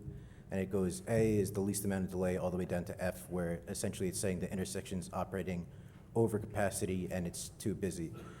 Based off our analysis, in the future, 2 years into the future, after the building will be built, the traffic from the development to the northeast, the general growth of the area, and then our project in itself, we found all the intersections still operate at levels of A and B, which is well under capacity with low levels of delay. Essentially, we found out that though one trip every 6 minutes that the project would supposedly put on the road during the peak periods is not really going to impact the traffic on the surrounding roadway networks. Thank you. I have a question. Obviously, the code requires 2 spots per unit, which would obviously put it at 72. Historically, we have done 1.5 spots in the overlay district, which would put it at 54. 54, yeah. What we have found with the developments that we have already approved, that is never met, that we're probably closer to the 1 to the 1.25, and especially there, in a 1-bedroom, I'm going to see a lot of people walking to the train station, commuting, probably working at the hospital or working at the court. So I do believe you there. My concern is that we have 36 units, 33 spots. That's less than 1. How do we accommodate? So first of all, who are the 3 people who don't get a spot, right? And how do we accommodate for that? Because I can almost tolerate that in a 1-bedroom, you probably will only have 1 car. But how do we account for that? I know that there's a parking garage across the street with 550 something spots. What are the plans, right? And then the other question, perhaps for Mr. Walsh or Mr. Musso, is currently there are 20 some odd cars parking there. Where are those cars from, and where are those cars going now? Yes, I believe Mr. Walsh and Mr. Musso can address those. Thank you. Thank you. Thank you, Mr. Kine. Cody, thank you. So Mayor, on the first question, I just talked to Mr. Musso, and you're right, we are short. And while there are some tenants that don't need spaces, we accept that. I think his belief now is that every apartment should have a parking space. So he has the benefit in this area of a bunch of things, one of which is he owns the parking lot directly across the street on Harrison. That's on the north side of Harrison. That will remain a surface parking lot. He can provide 3 spaces over there. Okay. And I can amend the application to provide for that. As to the existing parking that you see on the site, if you drove by, as I saw, we talked about that also. There is no formality necessarily with those spaces. Some of those are tenants in his 3 buildings or his 2 other buildings, and he has plenty of room to relocate them. If a tenant in his building on 3rd Avenue wants to park there and wants a space, he has the ability to let them park there because it's not full. He will relocate them. He's got obligations under his lease to provide parking. He will relocate them also across the street. He is comfortable representing that he has available parking under his control to not only provide these additional 3 spaces for this building, but also to relocate anybody who's in a residential apartment or residential parker in one of his buildings. The other people that are parking there are deals that have been made with some of the businesses around that just want extra parking, so they've come to him and said, hey, can I use your lot for whatever? Those deals will not be continued, and this lot will become totally available. So I believe that we think that given his nature down there and what he has available to him, that will not be a problem. Okay, so, and then I see that there is in your letter here, a $36,000 contribution to the parking fund, right? Yes, that's correct. But if my numbers are correct, Yeah. you would be 21 short. We would be 21 short, and Right. I don't know, I realized that when I was listening to your budget talk, that the number is not right. It would be, and we'll increase that to 2,000 per spats up to 54, which is the 1.5. Okay. And that's not my client that's me, my calculations. I'm a social studies teacher, but I can Yeah. handle math. I Well, can handle I simple know that. math. Yes. I can handle simple math. And will there be any agreement with the village to buy spots in the Harrison Yeah, Avenue garage? so that's obviously subject to negotiation. We'd like that, because to the extent that we have people that need a second spot and want a second spot, and we can't obviously give them to them, we'd like to have the availability to negotiate with the village to provide some spaces across the street in the Harrison lot. That might So- even work better, depending upon how you want to sell those spaces. So here's what I'm comfortable with going on the record as saying. Do I believe that 36 spots is enough for 36 one-bedroom apartments? Probably, okay? However, I want you to commit to two things. One, that those spots will be included in the rent, and that it will not be an addition to. So in other words, every 36 people that rent 36 units, a spot comes with it, it's included in the rent, so that they don't start to say, well, to save a couple $100 a month, I'm gonna park on the street, so that it is part of the lease, so the spots are included. Now, if someone says, I don't drive, you can, give my spot to somebody else, that's between you and them. So I'd want that commitment that leases will include the one spot. And that if an additional spot is requested, that then it be purchased from the Harrison Avenue garage on an as-needed basis. I don't see it being more than a handful, if that. But you're taking those 20 cars that are currently parking there, and yes, Mr. Musa says he can put them in other properties that he owns, but the person from the deli or the person from the law office or the person from, they don't have that, so they're gonna park somewhere, right? Yes. Probably on the street or on the streets next to, in the vicinity. So if Mr. Musa can provide some spots, and again, this would not be in perpetuity, but let's say on a yearly basis, we would evaluate and say, hey, I need 5 spots for my 36 residents in this building, in that garage, and we would give you the same rate that we give NYU Langone. It would be a discounted rate because you're buying in bulk.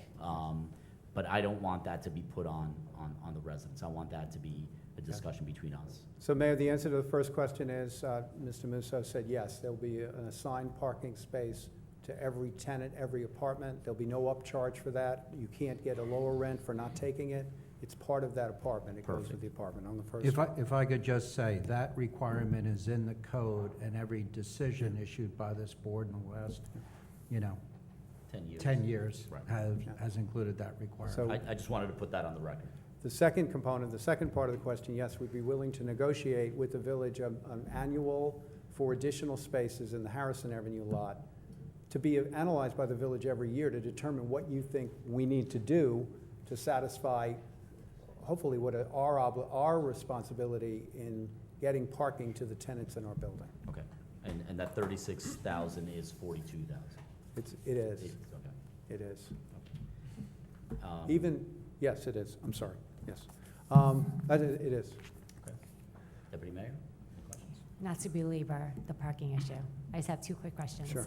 I understand that some of these current people who are parking there are one-off business deals. I kind of want to understand how many of that there are, because how many, while you will accommodate the ones that are your current residents in other buildings, how many cars are we throwing on the street now, is my question.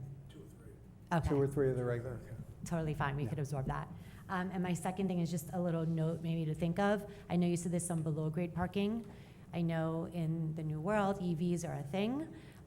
Just because of our fire department, just a thought, maybe not to put those below grade because electric car fires are an issue, so maybe that. And then along those lines, if people in these apartments have any kind of motorized scooters and stuff, maybe not allow them in the building. If they could have some kind of space in the parking areas, just for our fire department safety, I would appreciate that. So we discussed this, we're familiar with the village's concern on that, which is a legitimate one, so there will be no EV charging stations within the building. Thank you. And then my other question is just security and lighting, and Yeah.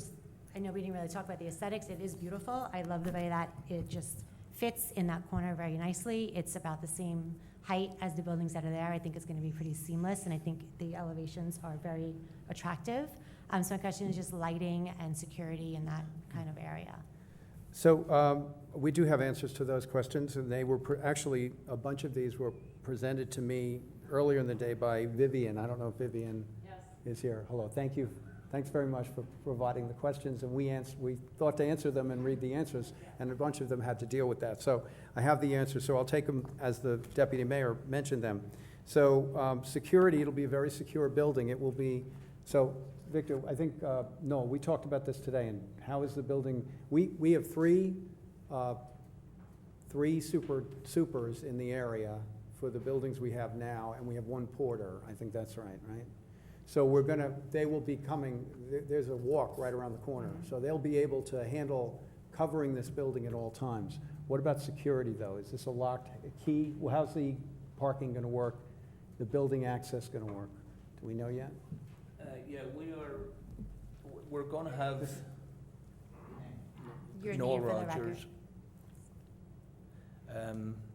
We're gonna have a virtual doorman security system, you know, which will let the delivery people in. There'll be access to the garage. It'll be controlled, you know, through key fobs and all tied back to a central unit that'll be monitored and supervised by Victor's, you know, supers that he has in the other buildings.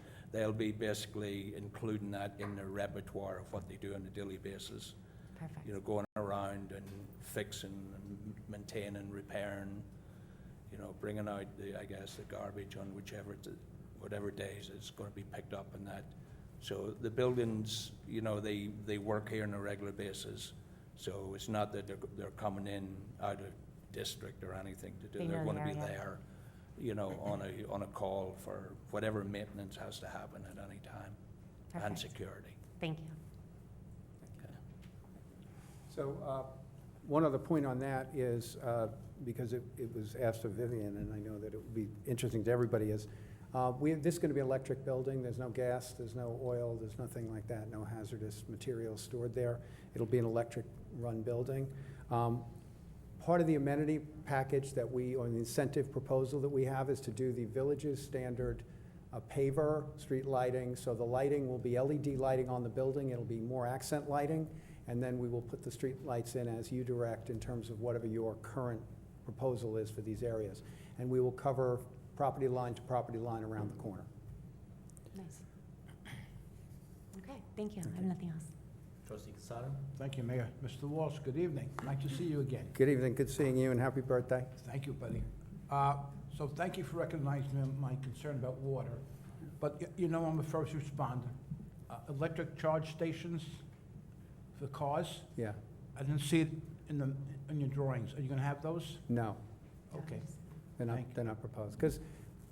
Partly because, as we discussed before, we would have to have them in the building on this site, and we're not gonna put them in the building, so All right, we're not thank having you. them. That's it. Oh, yeah, sorry, my other questions have already been answered. Thank you, Mayor. Mr. Walsh, thank you. Thank you, Mr. Casano. Trustee Clark? How's the trash gonna be handled? Is it dumpsters or?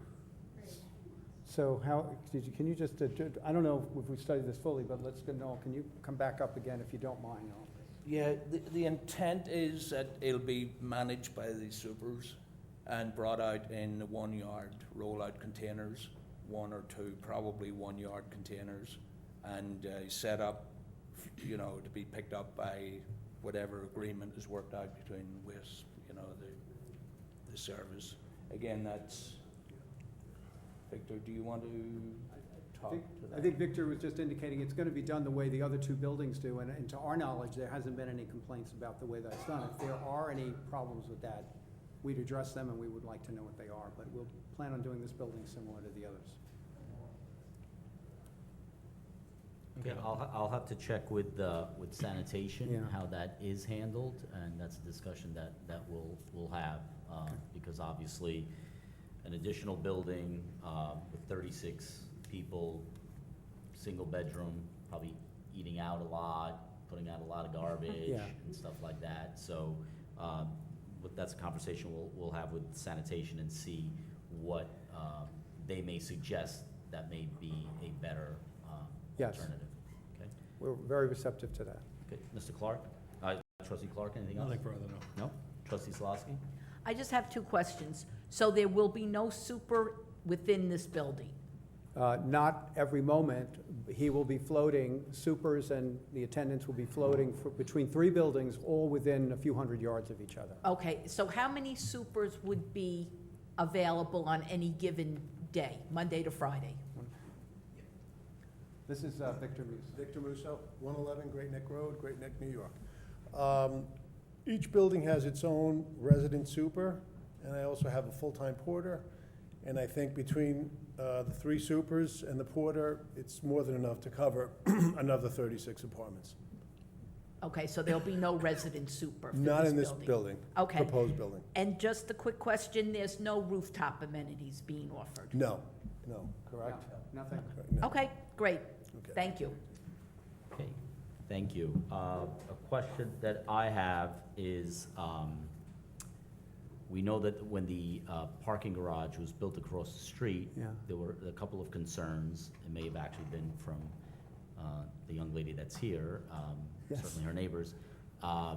2 things. 1, starting construction times, Yeah. weekdays and weekends, and 2, vibration from drilling pylons. So now, because these are so close to these other buildings, and because you're going below grade, what is the expectation in terms of vibration, and what protections do we have for the residents that live in Mr. Musso's building? I mean, I would imagine that Mr. Musso does not want to have vibration ruin his other buildings, so how is that going to be handled?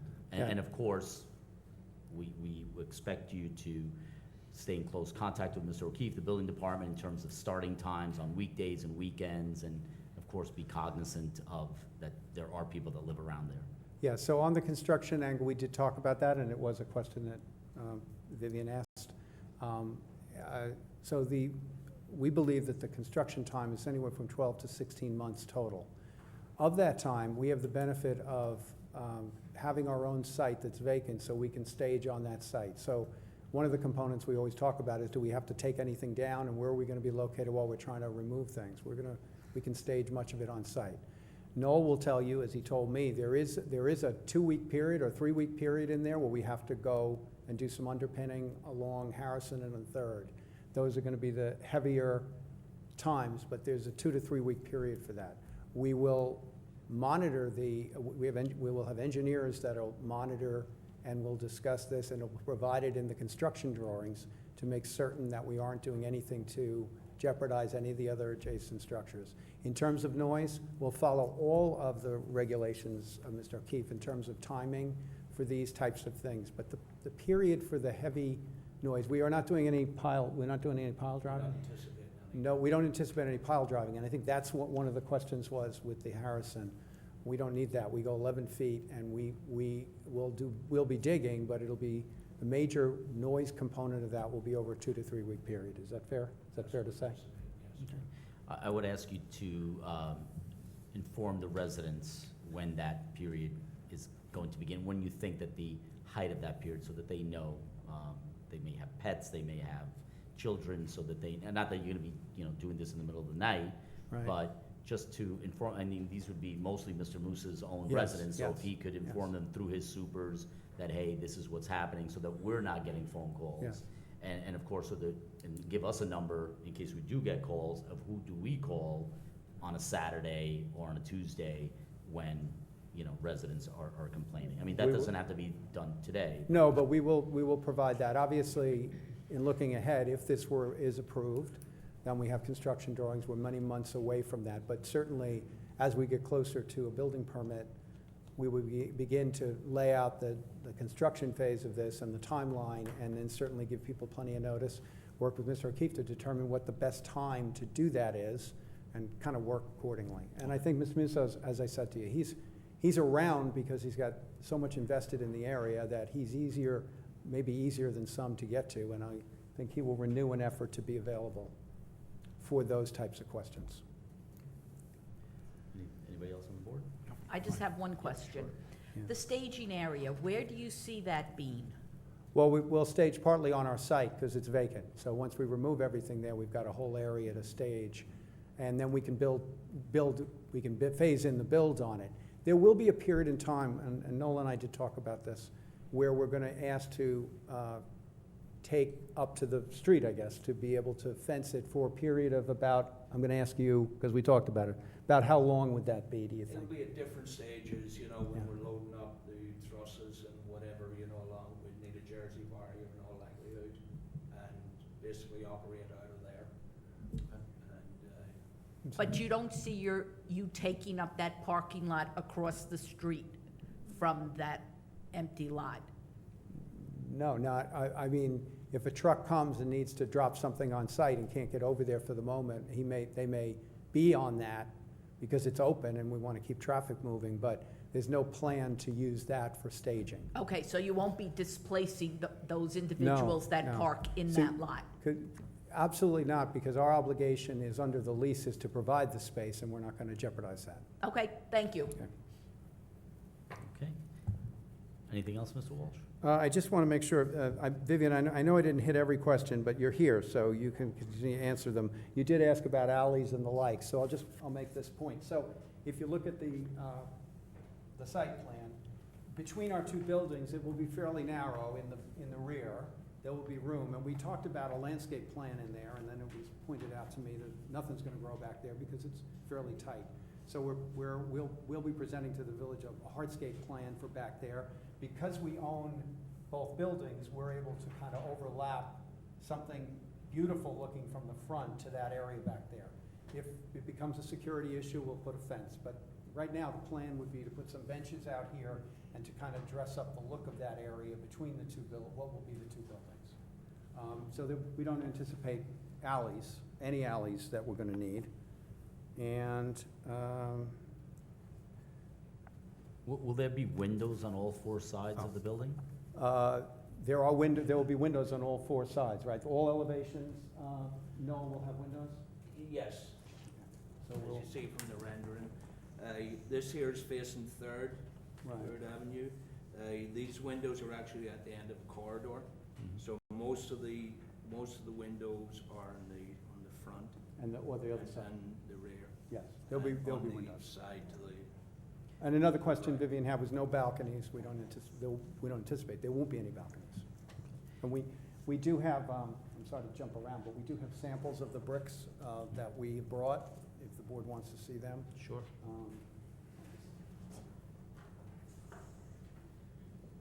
We haven't selected, I don't think, from the two sample boards, we haven't selected which one. And obviously, if the village had a preference, I think we would listen to it certainly now.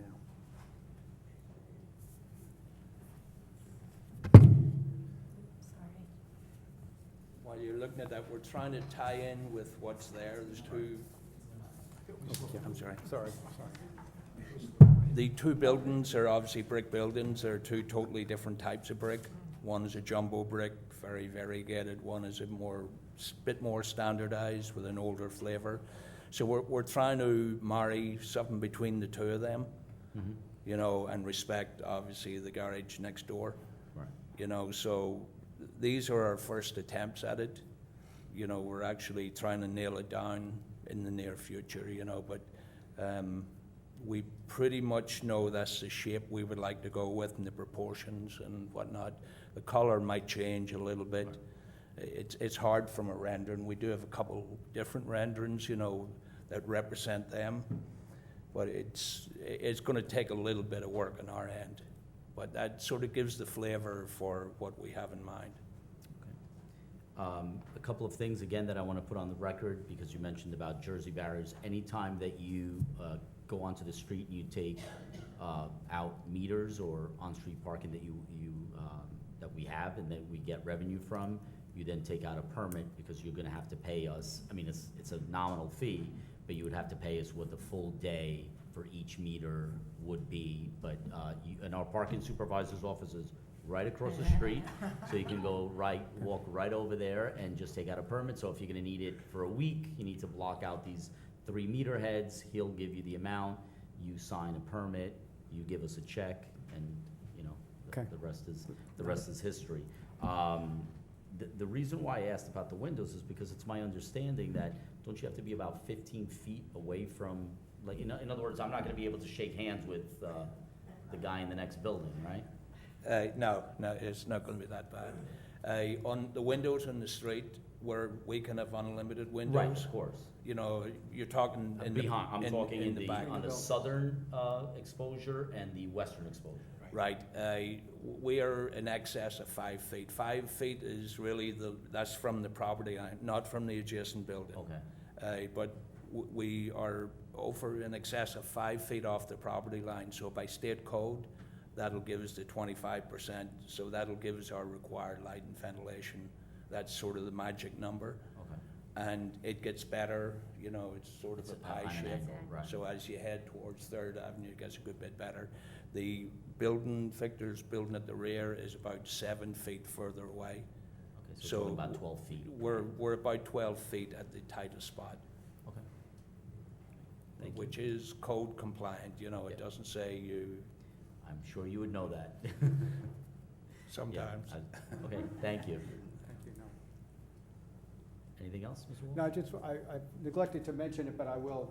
On the drawing T102, which you have a copy of, and the public can look at it, in an effort to fit this kind of well in this block, we took the elevations and the heights of the buildings that are around us. So in that lower left-hand corner of that drawing, Mhm. you can see our height it's slightly, and I mean that by a foot or two, higher than the adjacent buildings, but that's all the coping, that's all the capping that we think is important architecturally for the building. So we fit right where we should be, we think, height-wise. And that's it, Mayor, other than any further questions or waiting to hear from comments from anyone else. Okay. Thank you. Mind have a seat. Okay, so now we'll open it up to public comment, and please state your name, address the board. Any questions or concerns that you have, Mr. Walsh will take note of, and then we will ask him to come back up at the conclusion of the public comment to answer or address those concerns. Anyone in the first row? Anyone in the second row?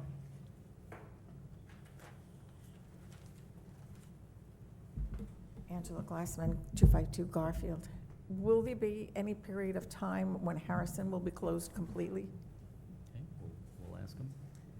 Just make a note of that. We'll answer it at the end. Okay. Okay?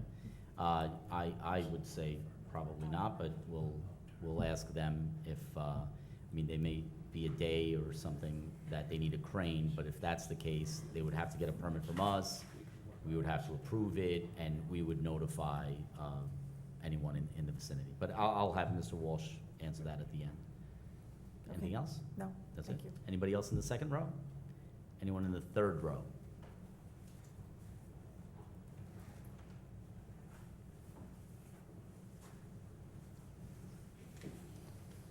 Hi again. Hello? Dolores Hart, 120 Horton Highway. Regarding the traffic, when was the last time a traffic survey was done of Mineola Boulevard and Jericho Turnpike? Okay, Mineola Boulevard and Jericho at the intersection? yes. I would probably say at the time that the NYU cardiac building was built, the one that used to have the horse in front of it. Mhm. So that predates me on the board because there haven't been any developments in that vicinity to require one. I don't know if the state does one. I know we did have an issue with the timing of the lights. Trust me, I see the gridlock there all the time when we leave Village Hall here. As you know, Manila Boulevard is a county road. Jericho Turnpike is a New York State road. But I would say that a traffic study has not been done at the intersection of Mineola Boulevard and Jericho Turnpike, at least not one that's been presented to the village in at least 15 years. Okay, they did mention that they did traffic surveys. Okay, I don't recall them mentioning doing a traffic survey on Mineola Boulevard and First, which is a traffic jam every day. Now, we're looking at this as just this building coming on board. We have additional apartments coming on board on the old Corpus Christi school site. And we have Main Street. You approved a apartment building down there, correct? On, corner of Main Okay. and First. And then I believe there's some more that are going to be coming on board on Old Country Road. So I don't think we can look at the traffic as just the few cars that they think are going to come with this building. Okay, I Yeah, think we need to look at the overall traffic, because I was in a restaurant the other, last week, and the fire truck had to stop and wait for traffic to go by before it could continue. And our responders with the fire trucks and EMTs, I know, are having a tough time getting down Mineola Boulevard. Yeah, that intersection, you're absolutely right. We've talked about it here numerous times. The intersection at Mineola Boulevard and First and Mineola Boulevard and Second, again, the traffic timing is controlled by the county, is horrendous because the timing of both lights is off. And as I've explained before, on First and Mineola Boulevard, you have traffic going both ways and traffic going both ways. So there's only 2 cycles, where when you get to the next corner, it's 4 cycles. So traffic only comes one way north for one cycle, then goes south for one cycle, then goes east for one cycle, and goes west for one cycle. We've reached out to the county. We've sat there at the corner with the county to look at it. It is exacerbated by a couple of things. Number one, the fact that we have that Mineola Boulevard extension, the one that goes down into the railroad, that creates a unique situation. There was a fatality at that intersection a number of years ago, not that long ago, probably within the last 5 or 6 years. But we are trying to convince the county to look once again at the timing of those 2 lights, because that is what really exacerbates the problem. And then, not something we can control, but I'm sure you've witnessed this, I've witnessed this, sometimes people make stupid decisions and go into an intersection when they don't have an exit, which then creates a whole slew of problems. So if we were better educated as drivers, but absolutely, it is, I'm scheduling a meeting with Legislator Strauss, who sat in this seat not that long ago, and that is going to be #1 topic of conversation, that hopefully we can get the wheels of the county to move on that. Because I think if they address that timing issue, that will certainly alleviate some of those concerns. Because you're absolutely right. It's First and Mineola Boulevard. That is the problem. And just to, put it in perspective, that, people see these applications come here and they think that every application and every idea and everything just comes and we just say yes. There was an application for that corner, or there was a proposal for that corner that I immediately shot down, because that would really exacerbate the problem. So we need to put things where they fit. For example, for me personally, and although, the board can feel differently, this building where it is next to those other buildings on an empty lot fits within the character of that neighborhood. 36 one-bedroom units is not going to add. I would venture to say most of these people are probably going to walk to the train station or walk to work. Yes, will some of them drive? Absolutely they will. But yeah, that problem on First and Mineola Boulevard would be there with or without this, but I hear you about expanding that footprint of the traffic study for sure. They did mention the 5-foot distance between Setback. buildings, and I don't know if that applies to how much to let sunlight into the buildings, because our concern is that the 135 3rd Avenue and 120 Horton will not have enough light coming into their apartments there. I'll have them answer that. I would think it's probably more fire code than sunlight, but I agree with you. Okay. I would imagine those units would be slightly less. Trash. Mm. Okay, we are concerned about trash. At 135 Third Avenue, they closed the garbage room. They have unlidded trash cans outside that overflow, and when there's a good windstorm, there's trash all over the back. So we are concerned about how they're going to handle trash in this new building. Yeah, that is absolutely a concern for us as well, and our MO for as long as I've been here, any new application that comes before us has to provide private carder, and so that's a conversation we're going to have with them.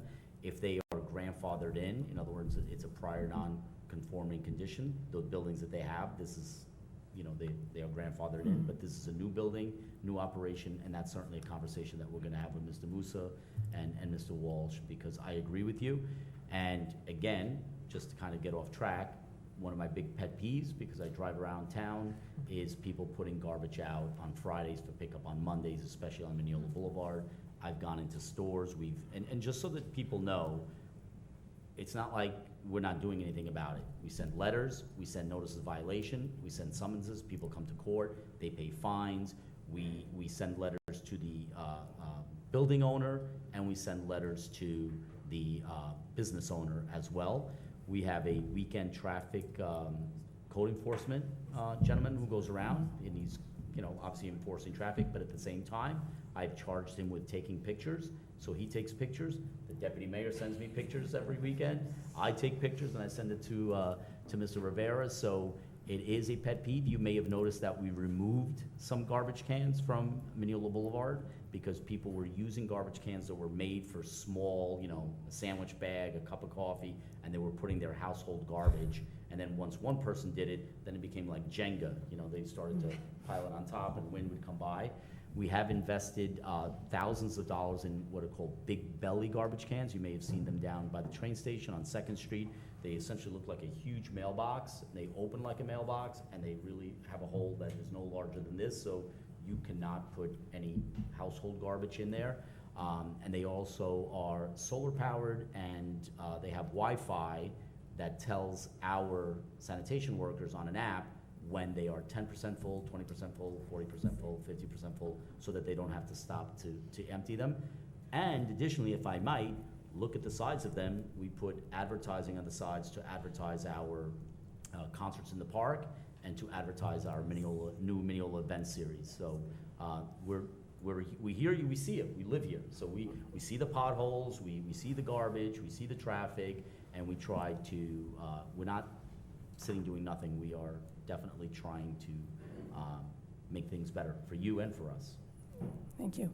We have 4 or 5 parking spaces that are adjacent to this parking lot, and they're obviously not going to want to park there during the construction period, so we would like them to provide us with parking spaces for these. Now, when you say adjacent, on their property or on? It's on our property. Okay. It's on 120 Horton Highway property, but it is adjacent to the parking lot where they want to construct this building. Okay, so Mr. Walsh, take note of that. Okay, well, they're not doing any piling. We're wondering if they will put sensors up so that if there's any construction that is going to affect us. We are, 20 feet away from the parking lot. Okay, so any vibration meters or anything like that? Yes. I'll also have him address that. Okay. How many years is the IDA credit for? 20? 20, I believe. Okay. Yep. Okay. And why are we I know the governor is big on rental apartments. That's her big push. But why aren't we looking into doing some low to medium income housing for seniors so that we can free up some of the housing for young people? I agree wholeheartedly, and as you heard, 10% set aside, so they have 36 units, so you round up from 36 to 40. They have to provide 4 units of low to moderate income housing. And I will also say this, that, I hear Morgan Park, 1/3 Avenue, very upscale, high rents. People talk about affordability. I don't want to put words in Mr. Musso's mouth, but I think that the price point for these units without, you know, rooftop pools and gyms and views of the Manhattan skyline, the price point is probably going to be lower, right? It's going to be a different price point. And I will also say that we are in some conversations, initial conversations, with making, not this project, on a different project, making them condos and not rentals so that they could be owner occupied. So we're trying to give a mix of choices, and I absolutely hear that not everyone can afford, you know, a $4,000 one bedroom. However, enough people do afford them because they are full and they have waiting lists. But I absolutely think that we do need these mid kind of range young professionals, somebody just, you know, who got a job in the city, a young couple, that it is more affordable, and perhaps they go to Planet Fitness to go to the gym. But yeah, and as far as senior housing, the 10% set aside can either be workforce housing, low-income housing, or senior housing. That's one of, so we do have the Hudson House, which is part of the Allure. I think it's 36 units of senior 55 and over. And all of that is governed by and audited by the Long Island Housing Partnership. So the Long Island, it's out of our hands. The Long Island Housing Partnership every year goes to Mr. Musso and says, okay, show me who you have living here, where are the 4 units. I just got a call recently from someone because they got a raise at work, and so now they are no longer in the 10% set aside, you know, and if there's anything I could do, and it really, the Long Island Housing Partnership is not in the business of letting people who are no longer low income, you know, stay and take somebody else's spot. So all of that is, there's a lot of paperwork, there's a lot of legality, but I would like to see more affordable housing. I think when we say that, people think it's, you know, they get this vision of not reality. We still do live in Nassau County, and even at 80% of median income or up to 120% of median income, you know, it's still a significant number. We're not, this is not what people think of affordable housing. It just means more affordable. Thank you. Thank you. Anybody else in the 3rd row? Anyone in the 4th row? Anyone in the 5th row? Anyone in the 6th row? Now I know it's Vivian, right? No, I don't know her. You had to come up, you know. You're on TV. Hi, I'm Vivian Patillo, 221 Cleveland Can you Ave. just move the mic down a little bit? Yes. The one reason why I didn't want to come up, because of the TV. And you got the address or no? Yeah, it's fine. 221 Cleveland? Yep, 221 Cleveland, okay. So everybody, thank you. And Thank you. thank you for answering so many of the questions. And you guys also brought up a lot of the questions that I had about security and lighting and stuff like that, so thank you. Just a few other things. The light pollution, I think you talked about LED lighting. So, because right now with that Harrison parking garage, we don't even need lights at our house because the lights shine down on our house. I wanted to know about, like how bright it would possibly be at night. The noise level during construction, because again, living through that Harrison parking garage was pretty miserable. The vibrations through our bodies, the pets, neighbors moved out because of it, and shaking our 1898 house. You know, it wasn't great. So I am concerned about the noise, the vibrations, and I do know that you mentioned that as well, Mayor. Containing the dust, I don't know how, if that's feasible, but that, again, was, I mean, we are literally living in a construction zone then, So that, air pollution, if there's anything that's done with that.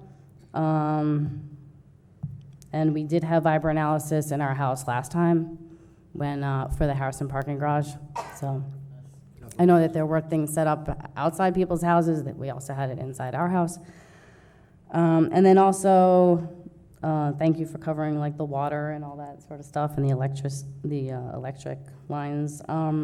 But also affecting traffic. So are there going to be road closures? Is it going to turn into a one-way street? What about cars cutting through Cleveland? Because you talked about cars going through, like, whatever it was, I have notes here, but 10 to 14 cars or something like that going through. We had a bunch of, when NYU was at 173 Mineola Boulevard, there were a lot of cars going down, a lot of cars going around, turning around in our driveway. If you look online, you can see how our driveway is all dug up and ripped up, and it's... I'm actually looking at your house right Yeah. So that's all from turning around in our driveway, sometimes pulling like all the way up into our driveway. So that, and also like rats and mice when digging up, because that happens in a construction zone. I know that happens wherever there's construction, so, and, if something will be put in place for rodents. Other than that, I had a huge list, and I think that everybody covered it very well. Thank you. And I think that 173 Mineola Boulevard, because they leased or used some spaces down your street or down further, they were valeting, Yes, there's yeah. a valet. Obviously, that's not happening Right. anymore because the building, many of the tenants, some of the tenants have vacated. But as far as the dust and all of that, there are certain regulations that have to be adhered to. So when trucks go in and they get dirt on their tires, they're supposed to wash those off on site. Normally they'll have to put either, like you'll see some places with like hay or something like that around it so as to not let the dust come out. We have Mr. O'Keefe here, we have Mr. Reedy. You've got to make sure that nothing gets washed into the sewer system, and they know that, and and I will also add that, and I'll go on record, that if you're going to use water from the village, you have to make sure that you get a meter from us for the fire hydrant, because believe it or not, so you always learn that people steal water, by just attaching to the fire hydrant and using it as they wish. And I think that they will use water to keep some of the dust down as much, usually during demolition, but there is no demolition here. But again, they're here, they hear your concerns. Thank you so much. Okay. Thank you. Anyone in the 7th row? Okay, anyone else? Come on.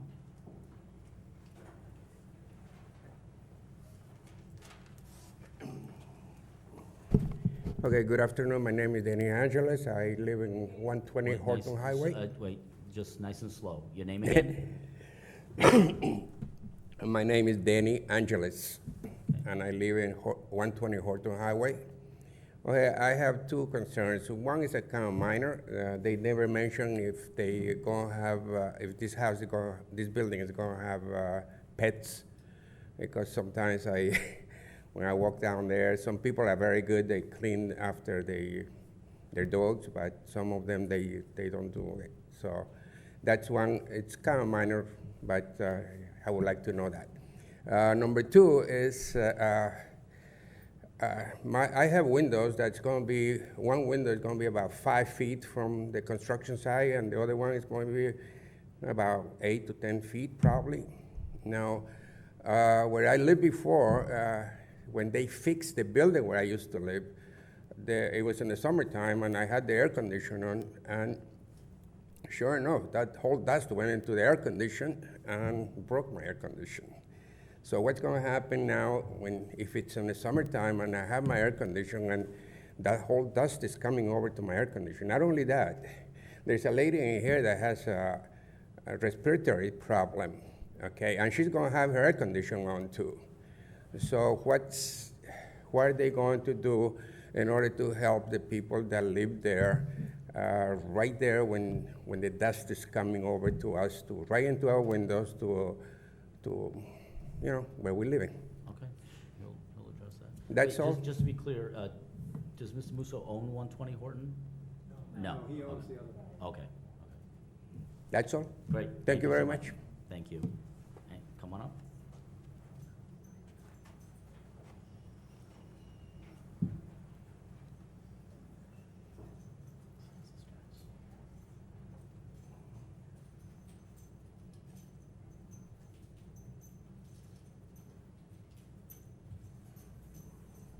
Hello, Mayor. Good evening. My name is Mike Fuentes. Fuentes. Fuentes. Thank you.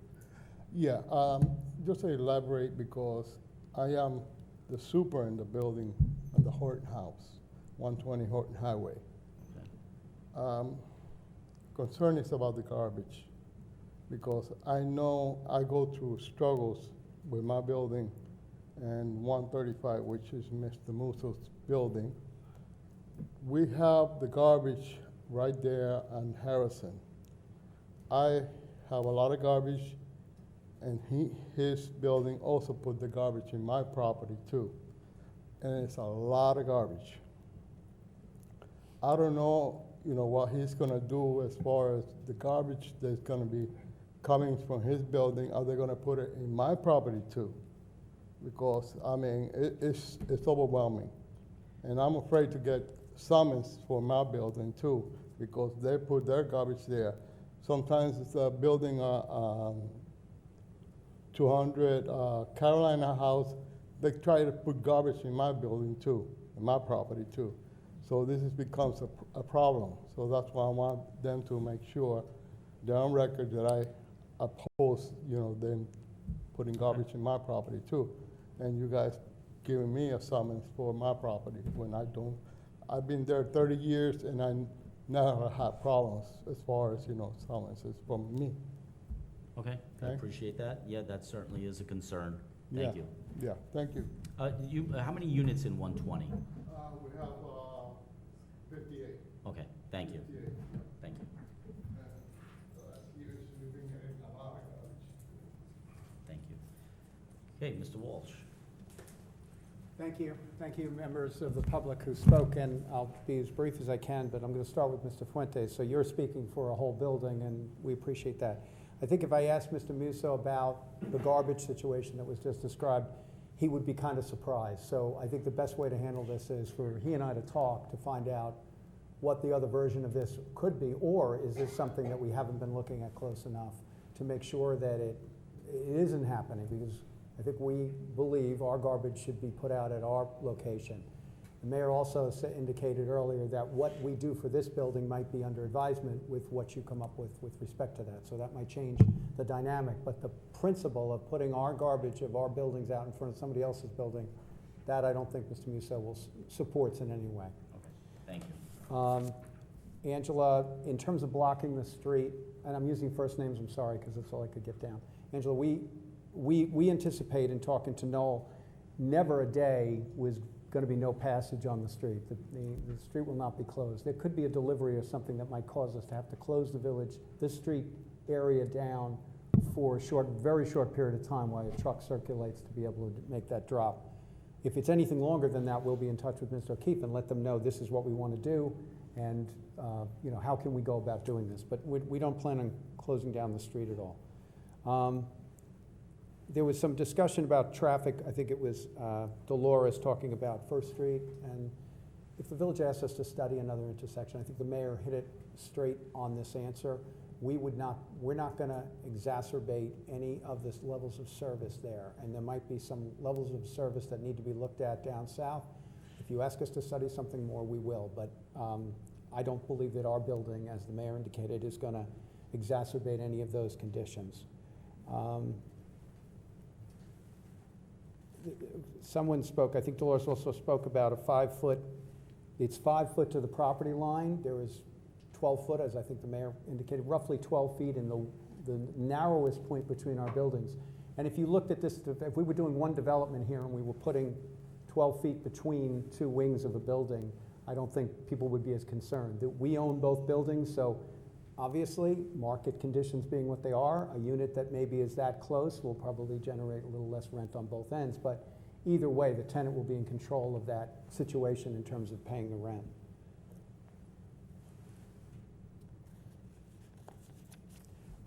In terms of the vibration and that discussion, so obviously that's going to be something that's going to be under the supervision of our engineers who have to design a plan that is not going to do damage to anything around it, and then it's the operation of it, and that'll be reviewed by our engineer. And to some of the other concerns, the gentleman, I think, had a concern that his window in Horton House, his air conditioner might have gotten ruined of something. I think you was there. I always ask a developer, and I'll ask Mr. Musso, so the village doesn't become interaction and the go-between all the time. It's going to be the go-between many times when there's an issue. But we give certain people in the area, particularly a super in a building, that you could go to a super if you have a concern, and then they get a contact with our construction manager or the assistant to the construction manager, so that issues that can be addressed and should be addressed can be addressed independent of the village having to get involved. So Victor has always been receptive to these things, so I think that's part of his, if he gets approved, negotiating with his development team, that can be arranged. For rats and mice, there is always that issue when you excavate. Because we're vacant, we have less of that. We don't have anything to really demolish. So there is always that issue. There are regulations in place to protect people against that, and we expect to adhere to every one of them. As to the lighting, that's always a legitimate concern. Our light should stay on our site. The proposal for lighting here is LED accent lighting. There'll be village street lighting, which is part of our commitment to the village. I think Noel told me to mention the dark sky standard that we will adhere to, which I think is a standard that would protect the neighborhood, particularly Cleveland and elsewhere, against undue lighting coming from our building to their building.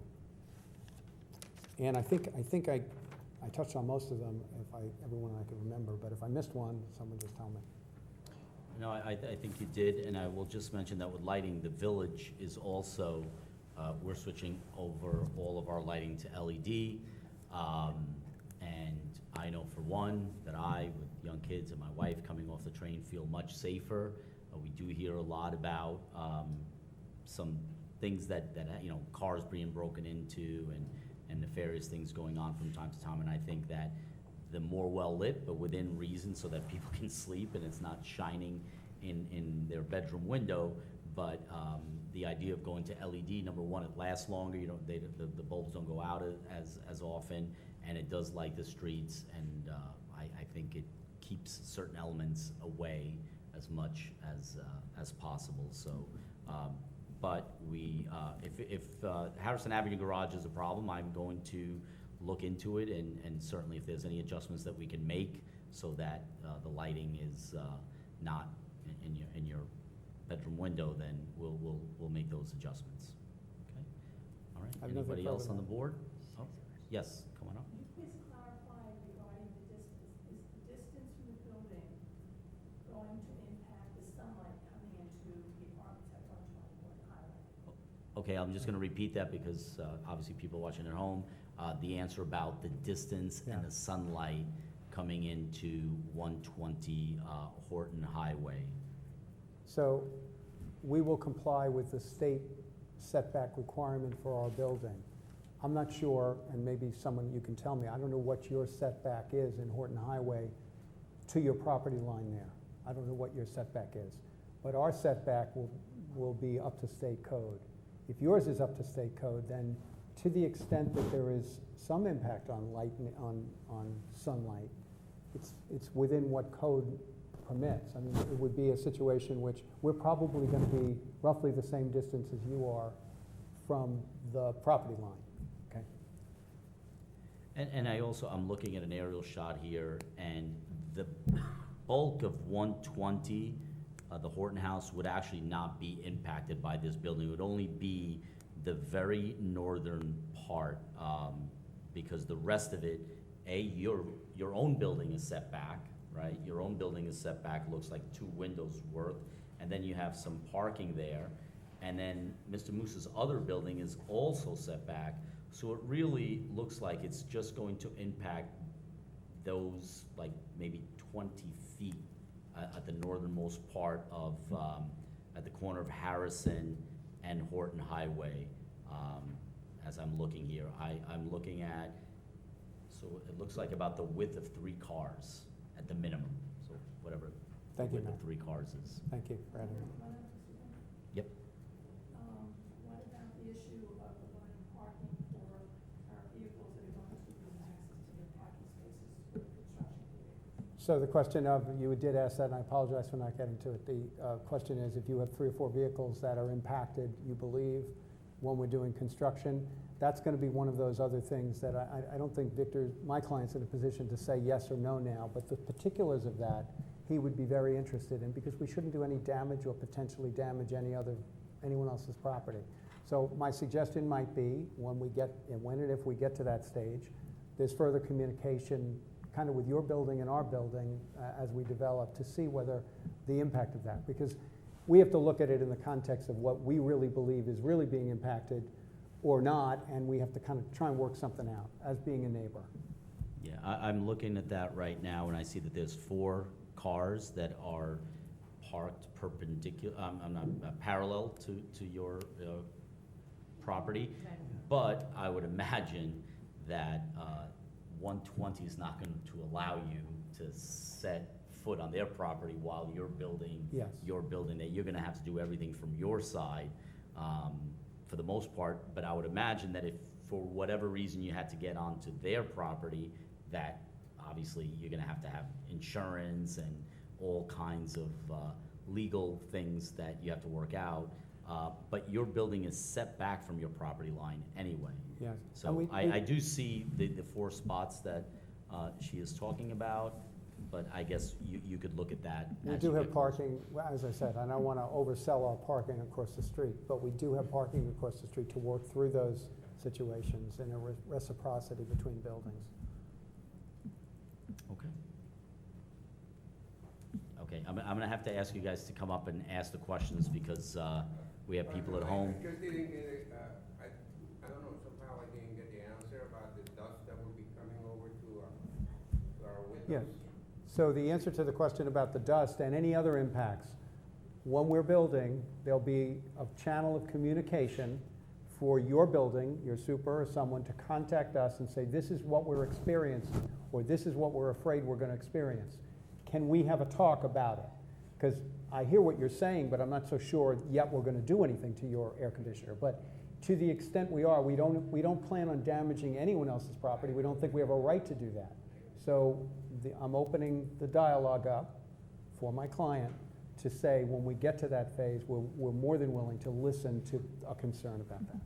Thank you. Okay. And I would also add that that would include Mr. Musso's own tenants in the other building as well, so he wouldn't want to, Yes. you know, obviously have unhappy tenants Yes. in his other building. So whatever he would do for his building to the south, I'm sure he would accommodate the building to the west. Yes. Any other questions from the board? No? Okay. I'll entertain a motion to close the hearing and reserve decision. Motion. Motion by Deputy Mayor Sartori. Do you have a second? Second. Second by Trustee Clark. All in favor? Aye. Any opposed? Motion carries. Ladies and gentlemen, we're going to take a very brief recess, bathroom break, and we have our stenographer here who has to take a finger break. So we'll be out in 3 minutes. Thank you for your time, everyone. Thank you. Thank you. Have a good night. Thank you. We'll be right out.